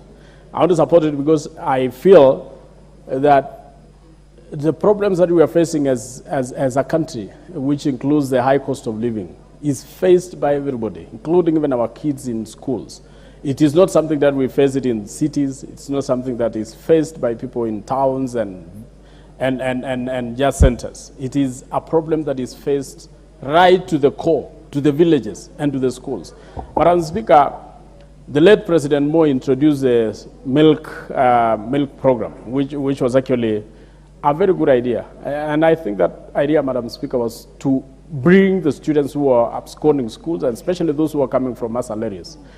It is actually during the milk days, Madam Speaker, when schools were full. I'm among those people who would attend school when it was a milk day. Madam Speaker, so many of us went to school because of that program. So many people went to school because of that program. Madam Speaker, I have been sitting even with the members of the society in my constituency, especially those who have children in day schools, day secondary schools. And their major complaint, Madam Speaker, is the lunch program, the feeding program, that is money for lunch. Madam Speaker, if they have that problem in the secondary part, how about the primary part? How about the basic education part? So, Madam Speaker, I'm in full support. And my first proposal, Madam Speaker, if Mheshimiwa Mureo will bring it as a bill or as an amendment, I would wish him to amend the part in the Ministry of Education, first to provide, when we are providing for capitation, when we add a budget to provide for school feeding program for students and pupils right from PP1 to Standard 8. And from Form 1 to Form 4, so that we budget for that money, so that before we even delve to the amount that is allocated to CDF, Madam Speaker, we budget in this House money meant for a school feeding program, so that when we are sending money for capitation, we also include money for feeding the pupils from PP1 to Standard 8. Madam Speaker, I'm in full support, because we also understand most of the students come from, or the pupils come from far areas. They food for something like 5 kilometers to their homes. So when they are sent home during line time to go and maybe eat before they come back, Madam Speaker, it becomes hectic. It also removes part of their concentration in class. So I fully support this particular motion by Mheshimiwa Muriu to ensure that we add either in CDF or we put it in as part of the capitation. My only request to Mheshimiwa Wakili Muriu is to ensure that you bring it as an amendment, because this motion is just a motion and it is going to end up in the coffers, in table room, and it will die there. Just bring it as a motion. We will support you, we'll vote for it, and we will ensure that we budget for those particular school feeding programs. I thank you, Mheshimiwa. Thank you very much, Honorable Johanna Ngeno. Honorable members, I have a lot of interest in this motion from the right side. So when you see me giving many people on this side, it's because they are the ones who have expressed. So I am going to the Honorable Ngelechei, member for Elgeyo Marakwet County. If you have intention to speak on this motion, kindly on the left side, please make sure that your card is on, so that we can see you on the screen. Thank you, Madam Speaker, for giving the chance to contribute in this very important motion. Madam Speaker, we have a problem, and I want to fully support the motion by Honorable Muriu, because at times we do forget a lot in this country that our future is in schools. Our future is in basic education. And our future as a country relies basically on education. That is how we are going to get doctors. That is how we are going to get engineers. That is how we are going to get experts in any and every other field. And that is how this house will continue for generations to come. Madam Speaker, we need to refocus and we need to think about the CBC. We need to think about the students, especially in Standard 7, Madam Speaker. And since the capitation of schools does not involve basic education, Madam Speaker, these students of class 7, grade 7, it's like were meant to suffer, and they suffer more than any other student in this country, Madam Speaker. If I give you an example, especially where I come from, one day while I was going, I was moving in within the county, I met students of a school called Nyawa Primary School, and I asked them where they were going in a scorching sun, and they told me they are going to laboratory in a secondary school that is 10 kilometers, like around, I think it's between 5 and 10 kilometers, called Anin Day School. Madam Speaker, I asked them, they told me we have to be scheduled time, because even the school they are going to is a day school with minimum resources. And there is a big secondary school within that area, but they cannot go to that secondary school because this is a day school and this is a primary school. Madam Speaker, I've been thinking about the person who came up with the idea of CBC, or came up with the idea of being domiciled in primary school, Madam Speaker, never thought that these students will need resources like laboratories, and they don't have any resources. Madam Speaker, I think it was the best thing if these CBC students, grade 7, would have been domiciled in secondary schools. And this idea of secondary schools being counted with a capacity of beds and not capacity of chairs, Madam Speaker, is a wrong idea. They should be open to these students, especially of primary schools within those areas, so that they can benefit with the resources. Madam Speaker, I want to support, and I wish to say that it is about time we rethink about basic education, because these secondary school going, I don't know if they are secondary schools, I get confused because they are primary schools actually, because grade 7 is domiciled in primary school. They have to think, when you say basic education, these students must be fed.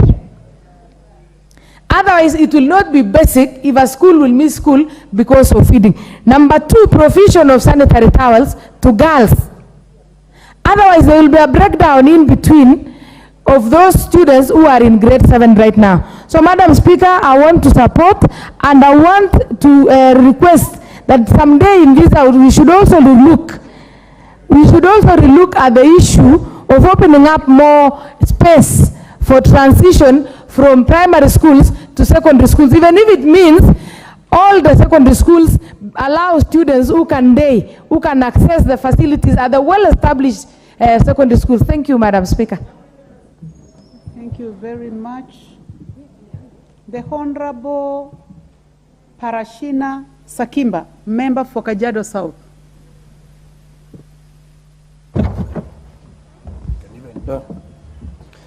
Okay, thank you, Madam Speaker. I wanted to support the motion by Honorable Wakili on the issue of on the motion of the review of the scope of the education bursary scheme under NGCDF and capitation for learners in primary and junior secondary school. Madam Speaker, I wanted to also support comments by other honorable members on this issue of junior secondary school. They have been left aside. This is a group that has been neglected in many ways. When you only talk about us including them in giving them a bursary, it is in order. Even if you are giving a small amount of 3,000 shillings, because these people are affected. Now the students are at home, and they are becoming to our homes and our offices, try to see what they can be done to them. But to bring to your attention, Madam Speaker, this group again, you know very well that the teachers, the employment of teachers who are teaching in junior secondary schools, there is a shortage of teachers in the entire country concerning the GSS. If you go again to the issue of classrooms or even labs, now in many places we don't have even labs for them. So, Madam Speaker, there is a big challenge, and I'm saying that we cannot afford to have them included in the NGCDF allocation. Then it will be meaning that we have been affecting the issue of universal basic education under Article 27. So I propose that even if there is because there is a capitation already going on, but also the ministry, I don't know if they are aware that they are affecting these students, because even the capitation that is going on now on the money that they are supposed to receive, it is being delayed. I beg this house, let us consider this is a class or a group that was formed when our country and our government was not ready to take care of them. So when Honorable Wakili brought this issue, we propose that he's also going to do the small amendments and make it a bill and be enacted in the law. He will go in history and remembered as a member of parliament who brought a very good bill that is going to take care of the students of the Republic of Kenya. There is a big challenge, GSS, and I support the motion, and we are ready to listen on the amendment, and when it comes to the bill, I'm on the opinion that I also support the same. Thank you so much, Madam Speaker. Thank you very much, member for Kajiado. The Honorable Lydia Mizigi, member for Taita Taveta County. Asante sana Bispika, hata mimi kunipatia fursa ili niweze kuchangia hapa. Na kwanza natangulia kwa kumpongeza wakili Mheshimiwa Edward Mureu kwa kuliwaza hili na kulileta hapa ili tuweze kulizungumza na tuweze kulichangia. Jambo hili nataka kuliunga mkono. Nisema ni vyema sana kwa kuweza kuwa na mpango mzima ya hii pesa iweze kuongezwa kwa mfumo huo wa CDF ili masuala ya kupata chakula shuleni yaweze kuwepo. Bispika, naweza kukueleza wengine wetu hapa tuliweza kusoma kupitia changamoto mingi sana, na motisha ambayo ilikuwa nyingine inatupeleka shuleni ni yale maziwa yalikuwa maziwa ya Nyayo. Na basi yale maziwa yalikuwa yanatusababisha sisi tunakuwa shuleni, na wakati mwingine yalikuwa huo ndo mlo tu utaupata kwa siku ile. Kwa hivyo naunga mkono kabisa ya kwamba kuwe na chakula, watoto wa shule wapate chakula shuleni hata kama ni mlo mmoja kwa siku. Tunajua changamoto zilizoko katika familia mbalimbali siku hizi. Kuna wengine wanaenda hata bila mlo mmoja manyumbani zao kwa siku. Na kwa hivyo kama wataupata mlo huo shuleni, basi wataweza kwenda pale shuleni.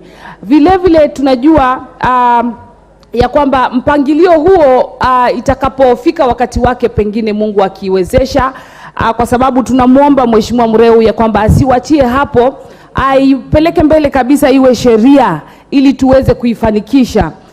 Mlo huo tunaomba kwamba uwe ni mlo safi, uje kwa wakati wa sawa, na iwe ni lishe bora, chakula ambacho kitakuwa na ile inaitwa balanced diet kwa Kiingereza. Asante sana, na mimi naunga mkono. Thank you very much. The Honorable Jared Okello, member for Nyando. Madam Speaker, I thank you very much for the opportunity. And I want to also, on the same breath, thank my brother, Honorable Muriu. A very good guy, first-timer, and he's already looking ahead of the pack. Honorable Speaker, we are debating this because we are concerned about the future generation. The future generation relates to the children who are going to school now, who have been disenfranchised by certain things that happen within the education sector. Madam Speaker, taking a tangent from my colleagues, number one is if we are to consider the junior secondary section with disbursement of bursaries, Madam Speaker, that then becomes the 5th class that has to be considered under this category within the high school, Madam Speaker. We are currently servicing... Wakili Moreu. Oh, I hope I will What get is out regain of my order? time. You will start from the 2nd minute. Is it in order, Madam Speaker, for my honorable member, Bwana Jared, to speak when he's hiding? Nobody can see him in this chamber, so kindly, we want to see his mouth moving. Thank you, Madam Speaker. Honorable Wakili Moreu, there is nothing out of order. The place that is seated is a seat in this house. Actually, it is one of the high seats in the house, so it is in order for you to proceed. Okay, thank you, thank you. That's a good banter. So, Madam Speaker, the 5th class that will be added on if we were to consider the junior secondary section on this, that therefore means that we have to up the NGCDF allocation, which will then incorporate the junior secondary school. Otherwise, if we are to move by the current budgetary allocation on bursary, and then the entire NGCDF disbursed annually to sub-counties or constituencies, then we shall fall short by a big margin on this, Madam Speaker. We have, as members of parliament, been receiving requests after requests from parents of these children in junior secondary schools. But our regulations, again, under NGCDF regulations and the NGCDF Act, does not talk about junior secondary schools. So we are having our hands tied as members of parliament on the kind of answer to provide to these parents who are constantly at our doorsteps asking for assistance, Madam Speaker. I support fully the idea of increasing the bursary allocation from 35%, Honorable Speaker. If you were to take, for instance, schools in Nairobi, to a larger extent, these schools have already been built. And therefore, you take very little amount to do infrastructural development, yet there are many students who are languishing at home. So Nairobi members of parliament are at a gridlock. They do not know exactly what to do. They have money, but they have a ceiling on bursary allocation. So how we wish that this would be midwifed into a bill, enacted into this house so quickly, so that we can have the latitude to play about with this bursary as and when necessary. If Nairobi, for instance, would have up to 60% of this allocation going to bursaries, then we are going to have lots of students plugged into school who are currently stuck somewhere. Madam Speaker, there is the element of corporate social responsibility within the NGCDF board. I am afraid that this money only benefits those who sit in the NGCDF committee, Madam Speaker. A school, for instance, Ombaka in my constituency, which suffers perennial flooding each and every time, Madam Speaker, cannot access these CSR responsibilities from the NGCDF board, Madam Speaker. Therefore, we need to really look into the real concerns emanating from the ground and not just considering members of the NGCDF committee. Otherwise, all of us, for 349, cannot be all members of NGCDF in order to get the CSR responsibility from the NGCDF board. And I think this has to be properly considered so that our children across the country can also benefit just the same way as others who have been endowed by the NGCDF committee in this house. Madam Speaker, I thank you for the opportunity and I support. The Honorable Ferdinand Wanyonyi, member for Kwanza.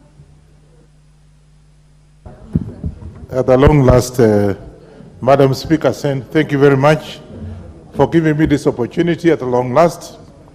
First and foremost, I want to thank Honorable Muriui for coming up with this very important motion. And I wish, Madam Speaker, that the chairman of CDF was also present here. And I think most of these items that you are talking about is basically attached, it's the chairman of the CDF. And I hope that you have the time to brief him on the members' perspective on the same. And therefore, Madam Speaker, I stand to support this motion because basically what you are saying here is that the funding must be expanded to increase the changes that we have had in the education, which again is our own making.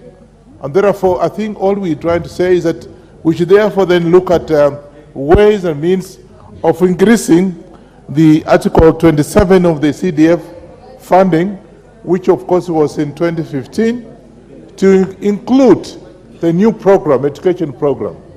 Madam Speaker, it's important that we look at that because basically population of this country has increased. And therefore that's why we're having a new curriculum in the education. And therefore, my take, Madam Speaker, is that we should now be able to look at the CDF program afresh. And therefore, I want this again to go down. And I think the most important thing is that the third reading of this particular motion, if it's going to be passed, is that to be able to then to have the increasement, the CDF increasing the 15%, 35% to something like 50 or even 45%, so that can be able to include the new subject. But on the feeding programs, again, I have a question mark, because in the past, and ask me, in the past, it was abused. It was abused at the grassroots level because parents actually misunderstood the essence of that program, the feeding program. To the extent, and most of the members here were there, some of them actually participated in that feeding program. Madam Speaker, you will find that a parent takes a child to school basically at the time of the feeding. And thereafter, he takes the child away. That has happened. I saw that. I witnessed that. I saw that in my village. And therefore, if we are going to have the feeding program in the computation of this particular program, again, we have to be very, very strict on who actually participates in that feeding program to encourage our children to stay in school. Because some parents are so careless that they take the child to school just at the time of feeding. After that, he takes the child away. And they say, my child is not feeling very well on the same day. That again is something that we are going to do that as an observation. And therefore, I want us to very quickly look at this and program so that can be able to come the next year. The SIS program is there, and increase the funding in CDF from the current 35% to maybe 45% or more, so that can be able to incorporate these new programs in education. That is quite good, the CPC program, and I hope that we'll be able to correct some of the issues that we had in the past. With those few remarks, I want to thank you, and I support this program. Thank you. Thank you very much. Honorable members, time for this motion has come to the end, and I would like to call upon the mover to reply. The mover can choose to give an opportunity to some of you to make comments. Thank you, Madam Speaker, and for the opportunity to reply. I can see a lot of interest on this bill. I know the members would like to say a word. Madam Speaker, I want to be magnanimous and give them an opportunity to to make their 1 minute remark. I don't my time for them to make 1 minute remark. Allow me to give Honorable Kwenya 1 minute, John Oyula 1 minute, Honorable Jerry 1 minute, Honorable Mohammed Ali 1 minute, Honorable Member for Kadui, Honorable Makali 1 minute, Doris Donye 1 minute, Agnes Pareyo 1 minute, Naomi Wako 1 minute, and finally Honorable Sane 1 minute. Thank you, Madam Speaker.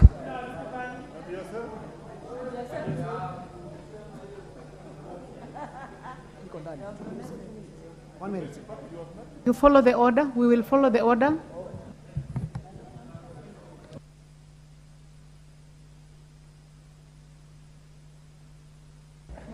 Okay, thank you, Madam Speaker, and thank you, Honorable Wakili, for this opportunity. Madam Speaker, because I only have a few seconds to make my contribution, I want to say from the onset that many dreams are lost or achieved or realized at the point of basic education, and therefore this motion could not have come at a better time than this.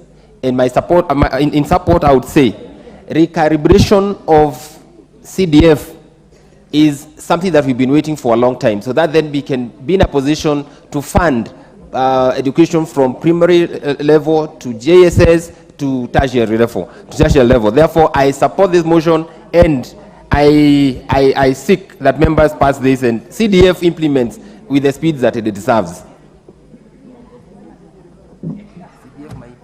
The Honorable Mohammed Ali.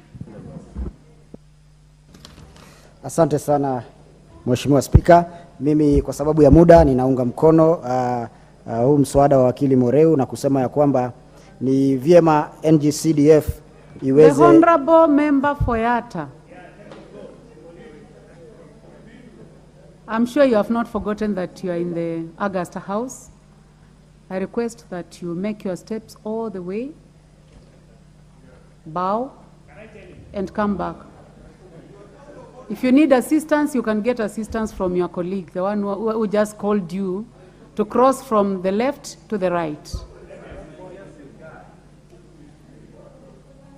Thank you very much. You may proceed, Honorable Mohammed Ali. Asante sana Mheshimiwa Spika, kwa sababu ya hiyo naomba niongezewe muda wangu. Naunga mkono wakili Moreu kwa mswada huu mzuri zaidi na kupendekeza pia hii NGCDF iweze kupewa nafasi, ingawa nafasi iko, iweze kupewa nafasi na nguvu zaidi ya kuweza kuhakikisha ya kwamba hizi pesa zimeweza kufika katika shule ya msingi. Katika kipengee cha CDF section 48 imekubalia ile imejificha iwekwe wazi na ihakikishe ya kwamba hawa watoto tunaweza wapa pesa ili waweze kupata basari kama wengine na chakula pia. Mheshimiwa Spika, utaona wabunge wengi wanakimbilia mashirika ya kibinafsi kama Tap to Eat ambayo inawasiliana na CDF kuweza kujenga majiko ya kisasa ili chakula iweze kupatikana, kutokana na matatizo haya ya wabunge kutoweza kufika katika shule za msingi.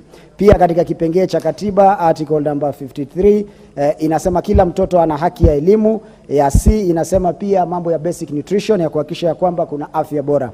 Kwa hivyo Mheshimiwa Spika, The Honorable Oyula. We started from zero, Honorable Mohammed Ali. The Honorable Oyula, you have 1 minute. Let me begin by thanking Mheshimiwa Wakili for giving me We cannot hear you at all. Please move to the next. Move to the next mic. Thank you, Madam Speaker. Madam Speaker, let me start by thanking Mheshimiwa Wakili for giving me this 1 minute. I want to support the bill, the motion, and I would ask Mheshimiwa Wakili to go move a bit ahead and ensure that the Ministry of Education takes full responsibility of the child from primary to secondary without moving even to the CDF. In other areas, the child belongs to the ministry or to the government from nursery to the university. So we should come to a stage The Honorable Njeri Maina, member for Kirinyaga County. Honorable Speaker, thank you. I rise to support the motion by my colleague, Honorable Akili Mureu, and state that, Honorable Speaker, we need to ensure that we are funding JSS so that we can facilitate CBC. Honorable Speaker, even as we speak about funding for schools, we have attendant costs that are not catered for by the government, Honorable Speaker. I support this motion in totality, Honorable Speaker, and I beseech my colleague to bring it as a bill in this House, and we will be ready to support it. Thank you. Thank you very much. The Honorable Makali.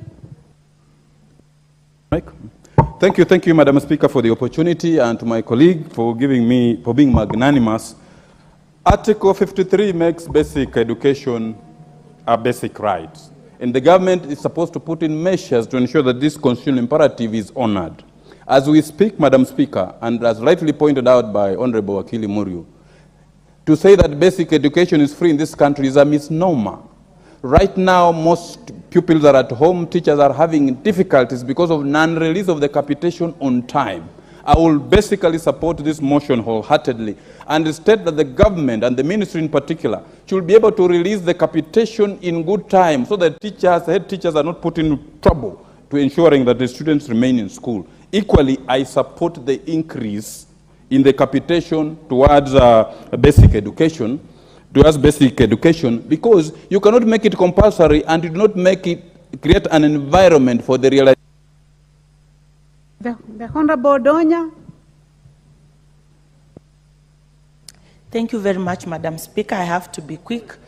Basic education is key to our children, and as we even support this motion of increasing the resources, Madam Speaker, I can be quoted. Back home, Kisii County, is a primary school of a population of 780 pupils of MSR primary school going to the river, 780 lining up to fetch water. When will they even attend class? I'm waiting for the day we will make it compulsory that every school must have access to clean water, good roads, and electricity. If we have these three things, I can assure you that we will be all celebrating what we call quality education. But the fact that we don't have them, we still have a long way to go. No water. What are we talking about? Good roads? No. The Honorable Pareio. Giving me this opportunity, and equally I would like to thank Wakili Mureu for coming up with this issue, and again giving me an opportunity to add my voice to this issue. Education is key, and when we talk about education, without education there is no development.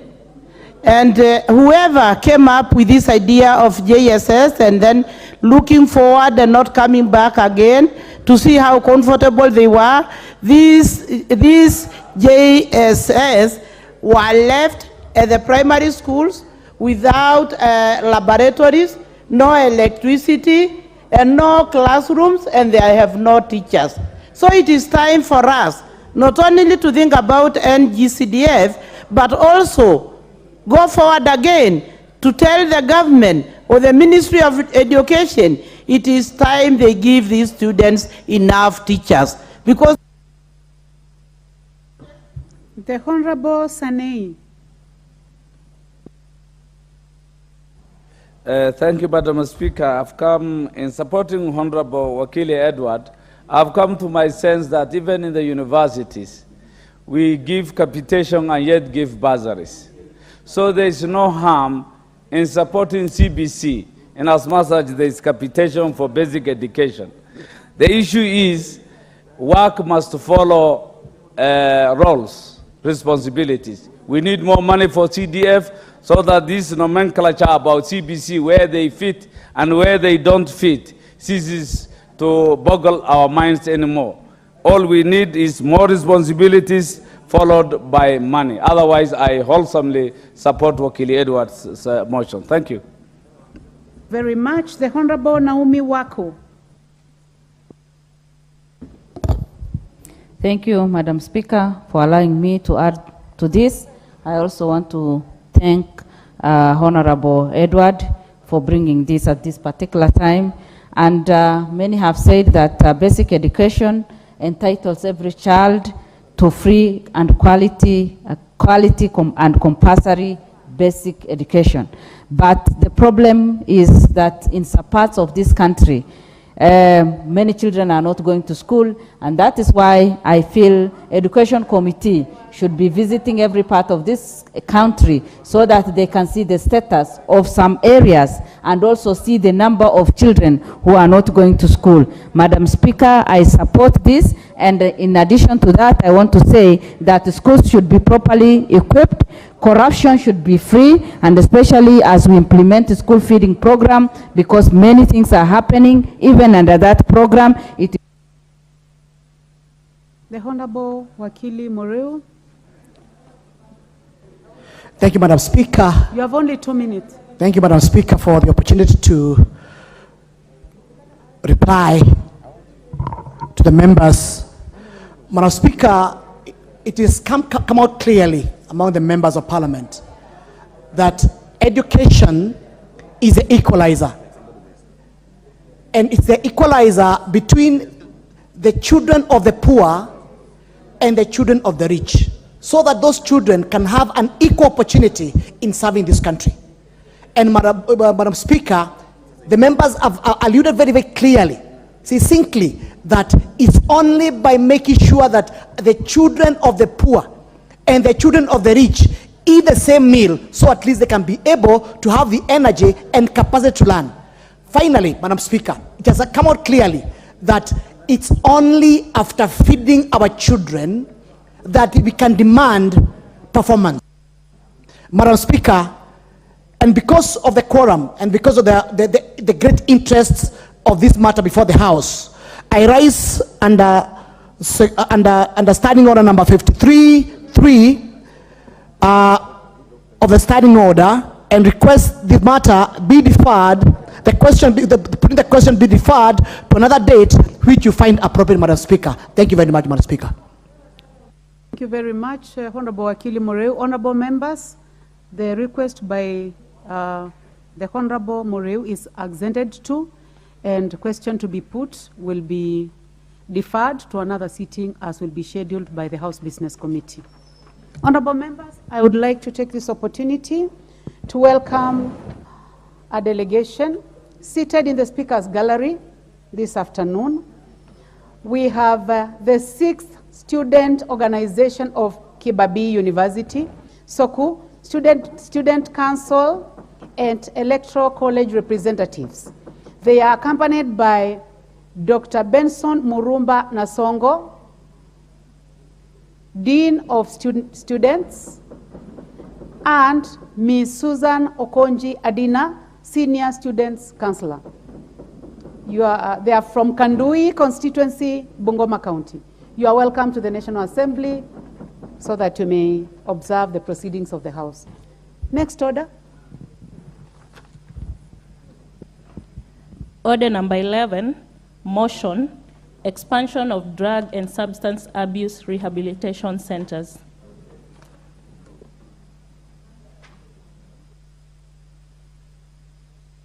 Honorable members, that is order number 11. The Honorable John Makali. You may proceed. Thank you, Madam Speaker, for the opportunity granted to me once more. At the outset, before I move my motion, I wish to extend a warm hand of welcome to the students from Kibabii University who come from my constituency. Kibabii University is is a bright university, vibrant universities. It is not having many issues with management as other universities. So we wish to take this opportunity to welcome them to the National Assembly and ask each of them as leaders to identify which seat they might want to occupy here in future, including one that is being occupied by yours truly. The secret is to work very hard, and we encourage them to work very hard and send the regards back home. Thank you, Madam Speaker. Back to the motion.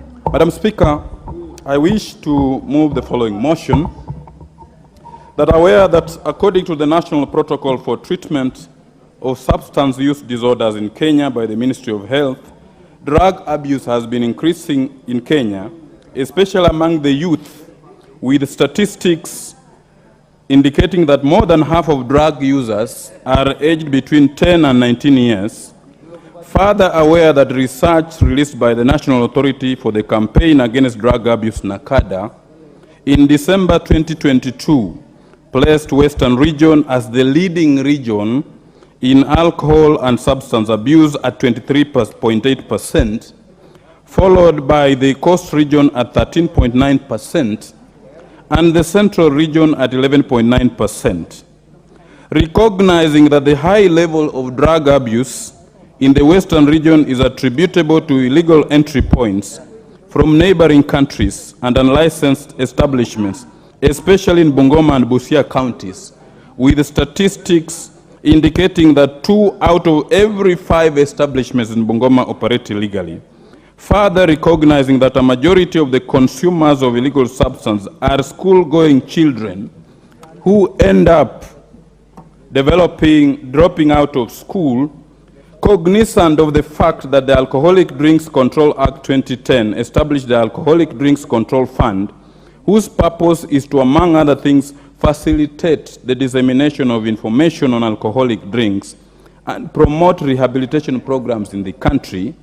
This House urges the government to institute intensive programs for the dissemination of information on alcohol and substance abuse in line with the Alcoholic Drinks Control Act 2010 and to increase the number of rehabilitation centers across the countries.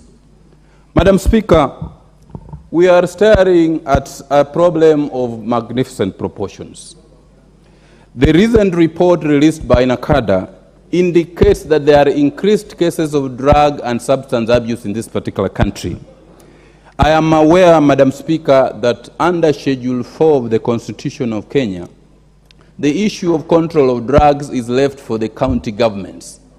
But there is no part of this particular country that is not a county. Therefore, we need to take up this particular problem and address it. The statistics that were released by NACADA in December 2022 are very shocking. It says that 1 out of every 11 youths aged between 15 to 24 years were currently using at least one drug or substance of abuse. It also says that 1 in every 5 youths aged between 25 to 35 years were currently using at least one drug of substance abuse. It also says that 1 in every 3 Kenyans aged between 13 to 65 years, translating to a population of 8 million people, had minimal depressive disorders. Drug and substance abuse, Madam Speaker, has wrecked families. Children have been left destitute owing to consumption of drugs, specifically alcohol, cocaine, cannabis sativa, and heroin. And Madam Speaker, unless and until this problem is addressed, we are staring at a very bleak future. Jobs have been lost because of excessive consumption of drugs. Children, in the survey that was carried out by 2 commissions into cases of school unrest, drug and alcohol consumption was singled out as some of the causes that were causing consumption or causing unrest in our schools.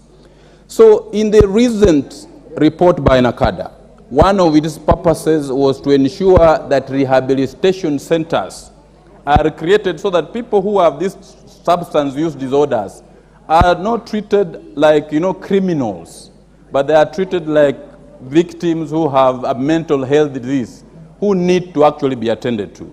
If we look at the statistics of rehabilitation centers in this particular country, Madam Speaker, we find that only 5 rehabilitation centers are run by the government of Kenya. 90% of the rehabilitation centers are run by faith-based organizations and other private entities. It is the role of government by creation of NACADA, which has been given a role to carry dissemination of information, to carry sensitization, advocacy, to ensure that not almost half of our population is imbibing drugs. And this problem is getting worse, Madam Speaker, owing to digitization. Right now we are finding youths, underage children, are buying these drugs through online platforms. we have not been able to control online platforms. The county governments were given a role of putting up control of, setting up mechanisms to control licensing. But most of the county governments, I wish to state that they have failed because their main obsession is licensing outlets where these drugs are sold. And because of their main concern is revenue collection. You will find in most urban centers, wines and spirit shops littered everywhere, where this alcohol is being sold across the counter to even very, very young people. We need to move from this hammer-tongue approach, where the national government at the county level is only concerned about arresting these people and taking them to courts and treating them as victims or criminals. We need to begin taking this as a mental issue and look at it as a mental disease which we need to take care of. How do we take this as a mental disease? There are people who have, if you move in the streets, let's say in Bungoma, you'll find young boys sniffing glue. These people create street families. With time, they mutate, they become criminals. But we are not focusing on treating these people. The only way we can be able to treat these people is to establish rehabilitation centers. These rehabilitation centers, we can ring-fence all the funds that are collected from licensing of these outlets that sell alcohol and drugs. Ring-fence all those funds that are used for licensing and direct them towards running of these rehabilitation centers. Because I think in each of all our constituencies, we will find families that have been wrecked by alcohol consumption, by drug use, consumption of cannabis sativa. You arrest these people, we take them to courts. Yes, we find them, but we release them back to society. They go back to the same habits they were with. So, Madam Speaker, I was moving that this House urges the government of the Republic of Kenya to ensure that we put up rehabilitation centers almost in each and every part of the county, so that these people who are now addicted to drug and substance use can be treated as patients, sufficient funds can be put there, people can be capacity built, so that they are actually treated. We treat this as an ailment, not as a criminal offense which you arrest people and take them to court and have them fined, then they return back to their normal circumstances. Equally, Madam Speaker, we created an organization known as NACADA. This was supposed to do sensitization, run rehabilitation centers. NACADA is not being adequately funded to be able to run its programs, specifically in civic education, outreach programs. When I visited their offices, they are only running one rehabilitation center in Meritini in Mombasa. But even then, they have challenges. What are the challenges they're having? They're having the challenges of funding, they're having challenges of staff, they're having challenges of, keeping the patients there.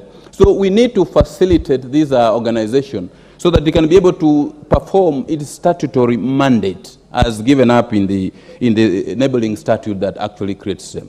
We believe, Madam Speaker, that we need to move from treating these people who are suffering from substance abuse. Some of them have lost jobs. Some of them families have been left destitute. Some of them have even died. So that we will do a paradigm shift so that we treat them as mental patients who require actual treatment and not punishment. Madam Speaker, with those remarks, I beg to move and request the Honorable Dorothy Kiara to second this particular motion.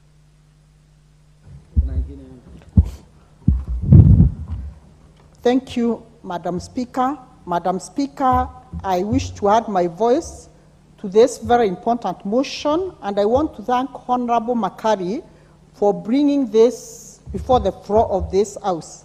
Expansion of drug and substance abuse rehabilitation centers is a must for this country, Madam Speaker.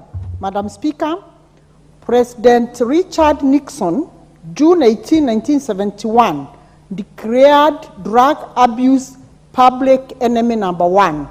Madam Speaker, based on this, we too are aware that the right to health was again recognized as a human right in 1966 International Convent on Economic, Social, and Cultural Rights.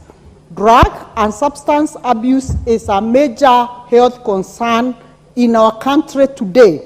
Madam Speaker, the Constitution of Kenya and Article 26, which appreciates the sanctity of life, and acknowledges the right of every person to life, and Article 43(1)(a) on the right to the highest attainable standard of health by all, is what we must ride on, Madam Speaker, as we think of this very, very important motion. Madam Speaker, aware that a majority of the people who abuse drugs and substance are already sick people. Madam Speaker, addiction treatment and rehabilitation centers in Kenya is largely a private sector and NGO affair, dating back in 1978. This denies people the right to prevention, treatment, and control of this menace, and the provision of health-related education and information as envisaged by our Constitution. Kenya can make huge strides if we adopt this motion. Madam Speaker, for example, Portugal in the 1990s was known as the heroin capital of Europe. Shifting from a criminal approach to a public health one, the so-called Portugal model, as a dramatic result. The number of heroin users in Portugal has dropped from 100,000 before the law to just 25,000 today. Portugal now has the lowest drug-related deaths rate in Western Europe. To adequately address the prevalence of drug abuse, there is urgent need for physical expansion of drug and substance abuse rehabilitation centers in our country today, as well as in addressing the approach adopted in these rehabilitation centers. Madam Speaker, I therefore propose there is need for further research to understand why more Kenyans are abusing drugs and substance. Number two, we must develop evidence-based programs which will effectively be able to prevent the relapse after treatment of a drug patient. Number three, community surveillance to curb the sale of recent drinks and drugs on young and vulnerable population. Madam Speaker, I want to stress on what the mover of this motion has just alluded to, that we have not been able to adequately ensure that we are able to curb this menace by ensuring that we have less outlets where these illicit drugs are sold. Madam Speaker, then number four, the enforcement of guidelines and laws on the above measures.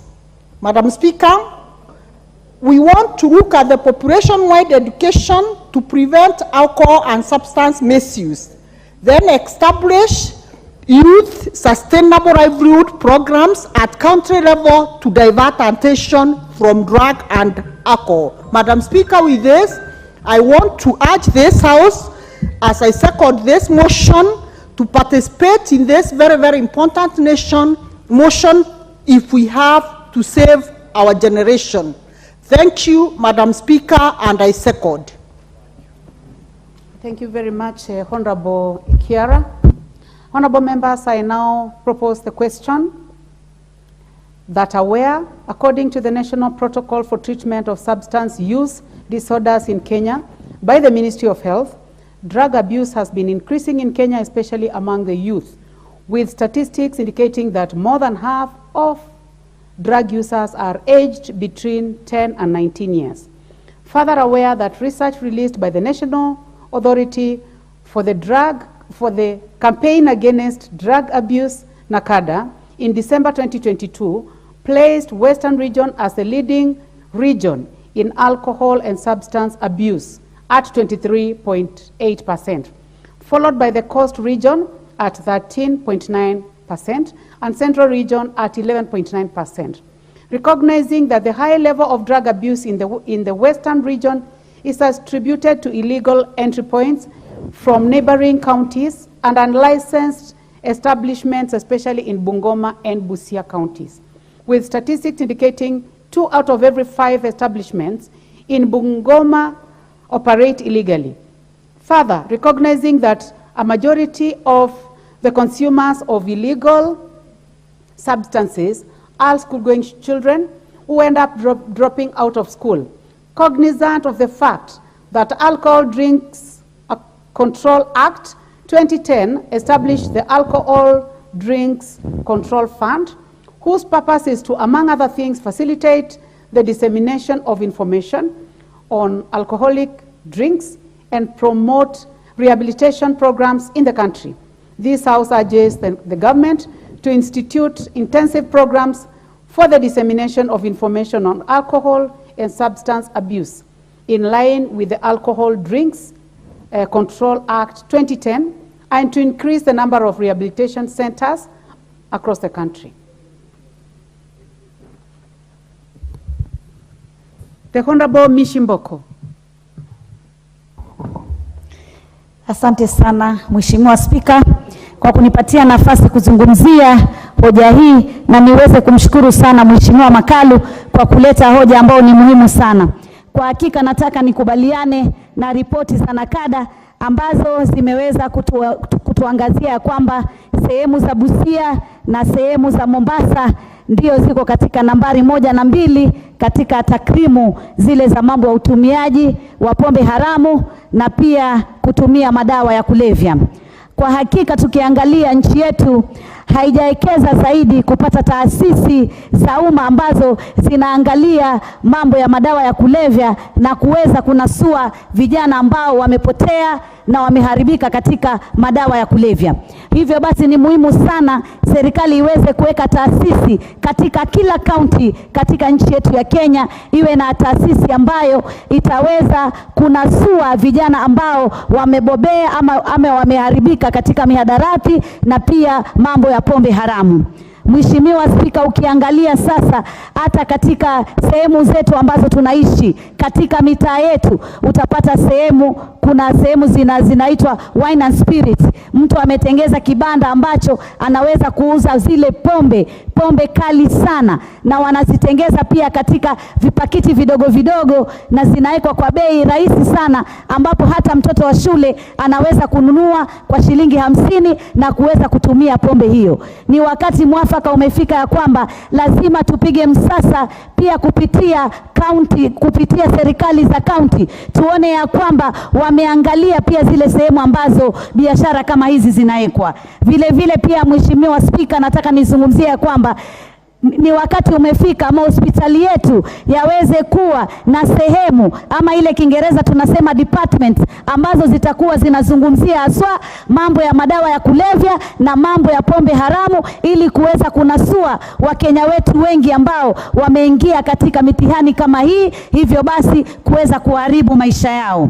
Vile vile pia nataka kuzungumzia kwamba kwa wakati wa nyuma tulikuwa na maofisa ambao walikuwa wanatembea na ndani wakizungumzia swala la mambo ya kupanga uzazi, masuala ya mambo ya maradhi haya ya HIV na masuala mengine, hata masuala ya kilimo. Wakati umefika tuwe na maofisa wa kutembea nyanjani, wa kuweza kuzungukia zile sehemu tunazita maskani, zile sehemu ambazo vijana hawa wanaweza kufanya shughuli nyingi sana zile za mihadarati na kuweza kunywa pombe na mambo kama yale.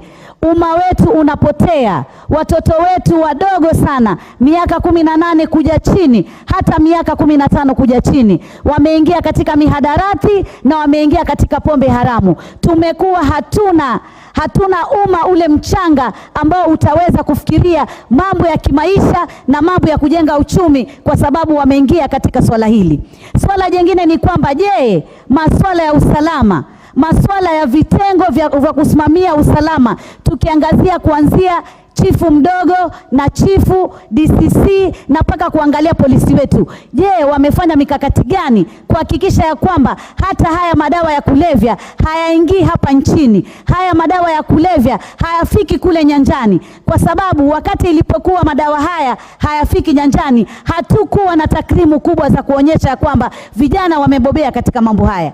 Lakini kwa sababu ni rahisi kuzipata, ni rahisi kupata mihadarati, ni rahisi kupata pombe haramu, hivyo basi kila mmoja ameingia katika mambo kama haya, hivyo basi uchumi unadorora na maisha ya Wakenya na afya ya Wakenya pia inaweza kudorora. ni wakati muafaka serikali iangalie vile inavyofadhili na kada. Na kada ni taasisi lakini ufadhili wake ni mchache sana.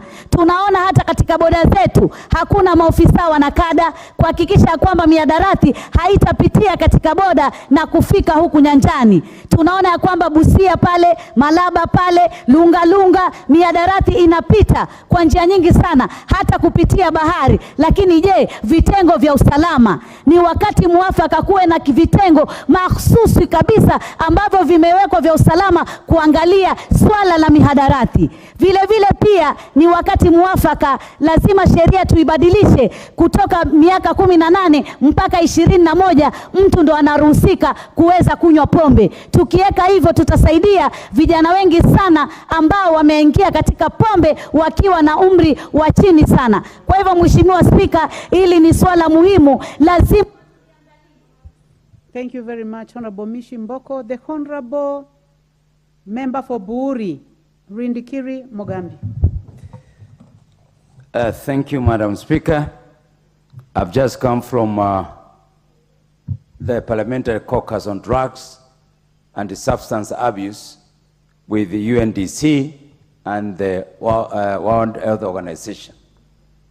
This matter of drug usage is becoming epidemic in Kenya, because basically in all parts of the country, including the traditional areas of northeastern, where we never hunt a lot of drug abuse, it is now becoming a menace. Madam Speaker, it is the high time that we stand together and save the generation of tomorrow. As I stand here, my constituency, Bori, sits on the transit route of drugs from Ethiopia and also from Nairobi. Madam Speaker, it is a national concern which has also brought in the presidency to fight against the menace.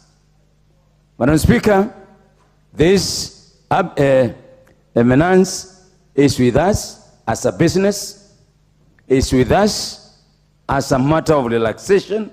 It is with us because we believe the only area, part of the one that is left is Africa, and Africa, according to our enemies, it must be destroyed through abuse of drugs. I therefore stand to support this motion and say it's the high time this country now seriously deliberates. As we deliberate on the cost of fuel, as we deliberate on the cost of living, we need to urgently discuss the effect of drugs and drug abuse. Madam Speaker, each member of this parliament should take this as a very serious concern, because we are not going to have voters of tomorrow. Madam Speaker, this abuse of drugs has gone all the way to primary schools. It is available in churches, it's available in bars, it's available on the street openly, it's available in the security installations also. So it's a national disaster as far as I'm concerned. And therefore, as we propose to move ahead, I think we have to change some legislation. We have to change some legislation. We have to say that things like tobacco and coatings, all those kind of items, they are no longer good for our society. We must take the hard decisions. I thank you, Madam Speaker. Thank you very much, Member for Buhuri. The Honorable Catherine Omanyo, Member for Busia. Thank you, Madam Speaker. I also want to add bells and whistles to this motion by saying no anytime, because for us to have a healthy and productive society, we should not shy away. We are losing children. Personally, I have been affected. Family members, cousins, friends I knew, if I meet them, they are becoming social misfits, and people segregate and avoid such people. And also, if you find even neighbors, they can even make it worse and say, a so-and-so's child or so-and-so's husband, or so-and-so's wife, is just a mess. So it just makes it even worse, because as a nation, I think we are not doing much. Our border points, the sea areas, Malindi, Lamu, is actually the places where these traffickers target to root themselves into a nation. So as a nation, I think unless somebody's family has been hit hard, maybe a son or a daughter, that's when somebody wants to rise up. We should, from the morning to evening, keep reminding people how drugs can affect a family. And we know very well that drugs can either be introduced to somebody, so that means even in primary schools and secondary schools, let it not just be taught as part of a unit for people to cram and pass exams, but teachers who handle such units to actually go deeper and let the children know that if you are introduced to some of these drugs, even just testing, you get addicted. Just trying, you get addicted. These traffickers have made sure that they introduce drugs to young people to make them look cool. You even hear some of these children who use drugs, their English is different, how they dress is different, they make it attractive, and many young people, because of peer influence, they think it is cool to use drugs. Let the teachers go deeper and tell them immediately, you puff. Like some of these drugs, it takes 7 years to come out of their brains. So you start turning into a cabbage. Let also the teachers and us, adults and everybody, to be responsible and say, these drugs make you turn into a cabbage. So who wants to look like a cabbage? So also we have made these drugs be very available. You can even go to a pharmacy and there are drugs that are prescribed that make you drunk the whole day. Why should we have such drugs on our shelves? Thank you very much. Yes, thank you, Madam Speaker, but I had a lot to contribute. Thank you very much, Member for Busia. Honorable members, I see many of you wanted to speak, including the Honorable Jessica Mbalu, member for Kibwezi East, the Honorable Jerry Maina, many of you, the Honorable Donya, Honorable Sanei, but unfortunately time is up.